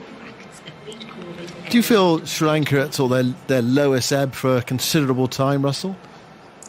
Yes, because there doesn't seem to be anywhere they can go, and even watching this game sometimes crazy things seem to happen. So certain things that you can't explain, and you don't know whether to laugh or to cry. So it's a bit like that. But just now and again, you look at the partnership between Hasaranga and Kusal Perera, the way they played today. And then the bowling, as I mentioned, there is just a little bit, but to get all that in order, there's a lot of work to be done. These boys need to really dig deep, and they're in a very hard place because they have to play against England, who are very, very good. The opposition is strong. Yeah, I mean, Sri Lanka have got a lot of players here. I know some have gone back because of for disciplinary reasons. I mean, are there any others they could introduce, or is it a question of, they changed it up a bit today anyway, bringing in 3 new caps? You've got to stick with those sort of players for a while and see how it works out. Yeah, I think they played the best they had, the best available. I don't think they can change a lot more. Maybe bring back Dhananjaya De Silva because there's experience there. But other than that, there's not much that they can play around with this team. But since they're a young team, you got to give them the continuity. I do believe Charith, Asalanka and Pathum, Nissanka are talented batsmen, and a little bit of continuity at the top of the order might bring them in. That there is quality which we will see only with confidence and continuity. So those type of players, they need to stick around. But I was a little concerned that Kusal Perera didn't really go to Ramesh, Mendis, and even the left-armer Jayawickrama and Dhananjaya Lakshan, who was reluctant to go there. So that's not a very good sign, is it? Even if though it's a low-scoring game, to throw the ball to them, see what they had earlier on in that innings, that didn't happen. So I'm just wondering whether they're just making up numbers at this stage. Yeah. It'd be interesting to get a Sri Lankan view on England, really. We've seen them do so well for so long in one-day cricket. That was their 5th win out of 10 in the World Cup Super League. They lost a series against Australia, and Australia winning 2-1, and same with India. What about this England side? And with a few changes, admittedly, a few players missing as well today. Yeah, I mean, they're playing at a very high standard. You mentioned that series loss. Now, after winning the World Cup, of course, you'd expect a bit of a low, because you can't expect a team to play with that type of intensity all the time. England went to newer players, which is the right thing, to create that depth, to see what else they have. So having a bit of a lull period or a slight dip is fine. But now when you come back to this series and what we're seeing right now, wherever England go, there seems to be quality. They're playing and pushing each other to a higher standards. But you got to be very careful that you don't become complacent, and also be too easy on yourself, because the opposition is not pushing you as much. But extremely impressive. Just and hold as on I one said, second, Russell. Just hold on 1 second. We're going to hear from Chris Woakes. He's with Eleanor Oldroyd. Yes, Chris, congratulations. Yes. Man of the match. What a terrific bowling performance. 4 for 18 in 10 overs. One of your best, I think. Yeah, no, definitely. It felt good today. Always nice to get a couple early in that power play. Always kind of sets up your game almost as an opening bowler. But no, look, a professional performance from the unit, I think. And to bowl them out for 180 on, which I don't think was the best wicket, but obviously wasn't the worst. But to bowl them out for 180, I think is a really good effort. Are you working as hard on your economy rates as your wicket taking? I just try and hit a good length, try and assess conditions early. I feel like as my job as the opening bowler, along with the other guy at the other end, is to try and figure out what's best to use on that wicket up front. Obviously, you try and pick up early wickets. It's a crucial moment in the game. Stem the run flow by taking wickets as well. So, I think I just try and make it as hard as I can for the batsman on that particular wicket. And as I said, trying to assess conditions early is a big part of that. And after a frustrating period for you personally, to be part of an England winning team again must feel really nice. Yeah, no, it really does. I think having fans back in is the most exciting thing. Just brings an atmosphere to the game. we've obviously played for a long period with the fans not around, so it really does make a difference, and the lads are really enjoying it. But to play in a winning England team is what it's all about. Having not played for a little while, I'm really enjoying it. Know what a huge football fan you are. I'm guessing you've got something to get on with quite quickly now. Yeah, you could say that. I think towards the back end the lads were sneaking off to have a look round the back to look at the game, but hopefully England can bring it home tonight. It'd be nice. Thanks a lot, Chris. There we go. That's Chris Woakes talking to Eleanor Oldroyd. England have won this match quite comfortably. Just one more final thought from Russell. I mean, do you see, just a brief one, Russell, do you see England being challenged by Sri Lanka in the last two games? There's a game at the Oval on Thursday and then Bristol next Sunday. I do hope they do. And you never know, because if you go back to the World Cup as well, Sri Lanka can be party poopers. So we're hoping that we do see that. Yeah, well, they certainly did at Headingley. Yeah, they really pulled the rug very nearly from under England's World Cup campaign back in 2019. But only one player who played in that match started for Sri Lanka today. It's a much different Sri Lanka side, a much different feel about it. England triumphant here then by 5 wickets with 50.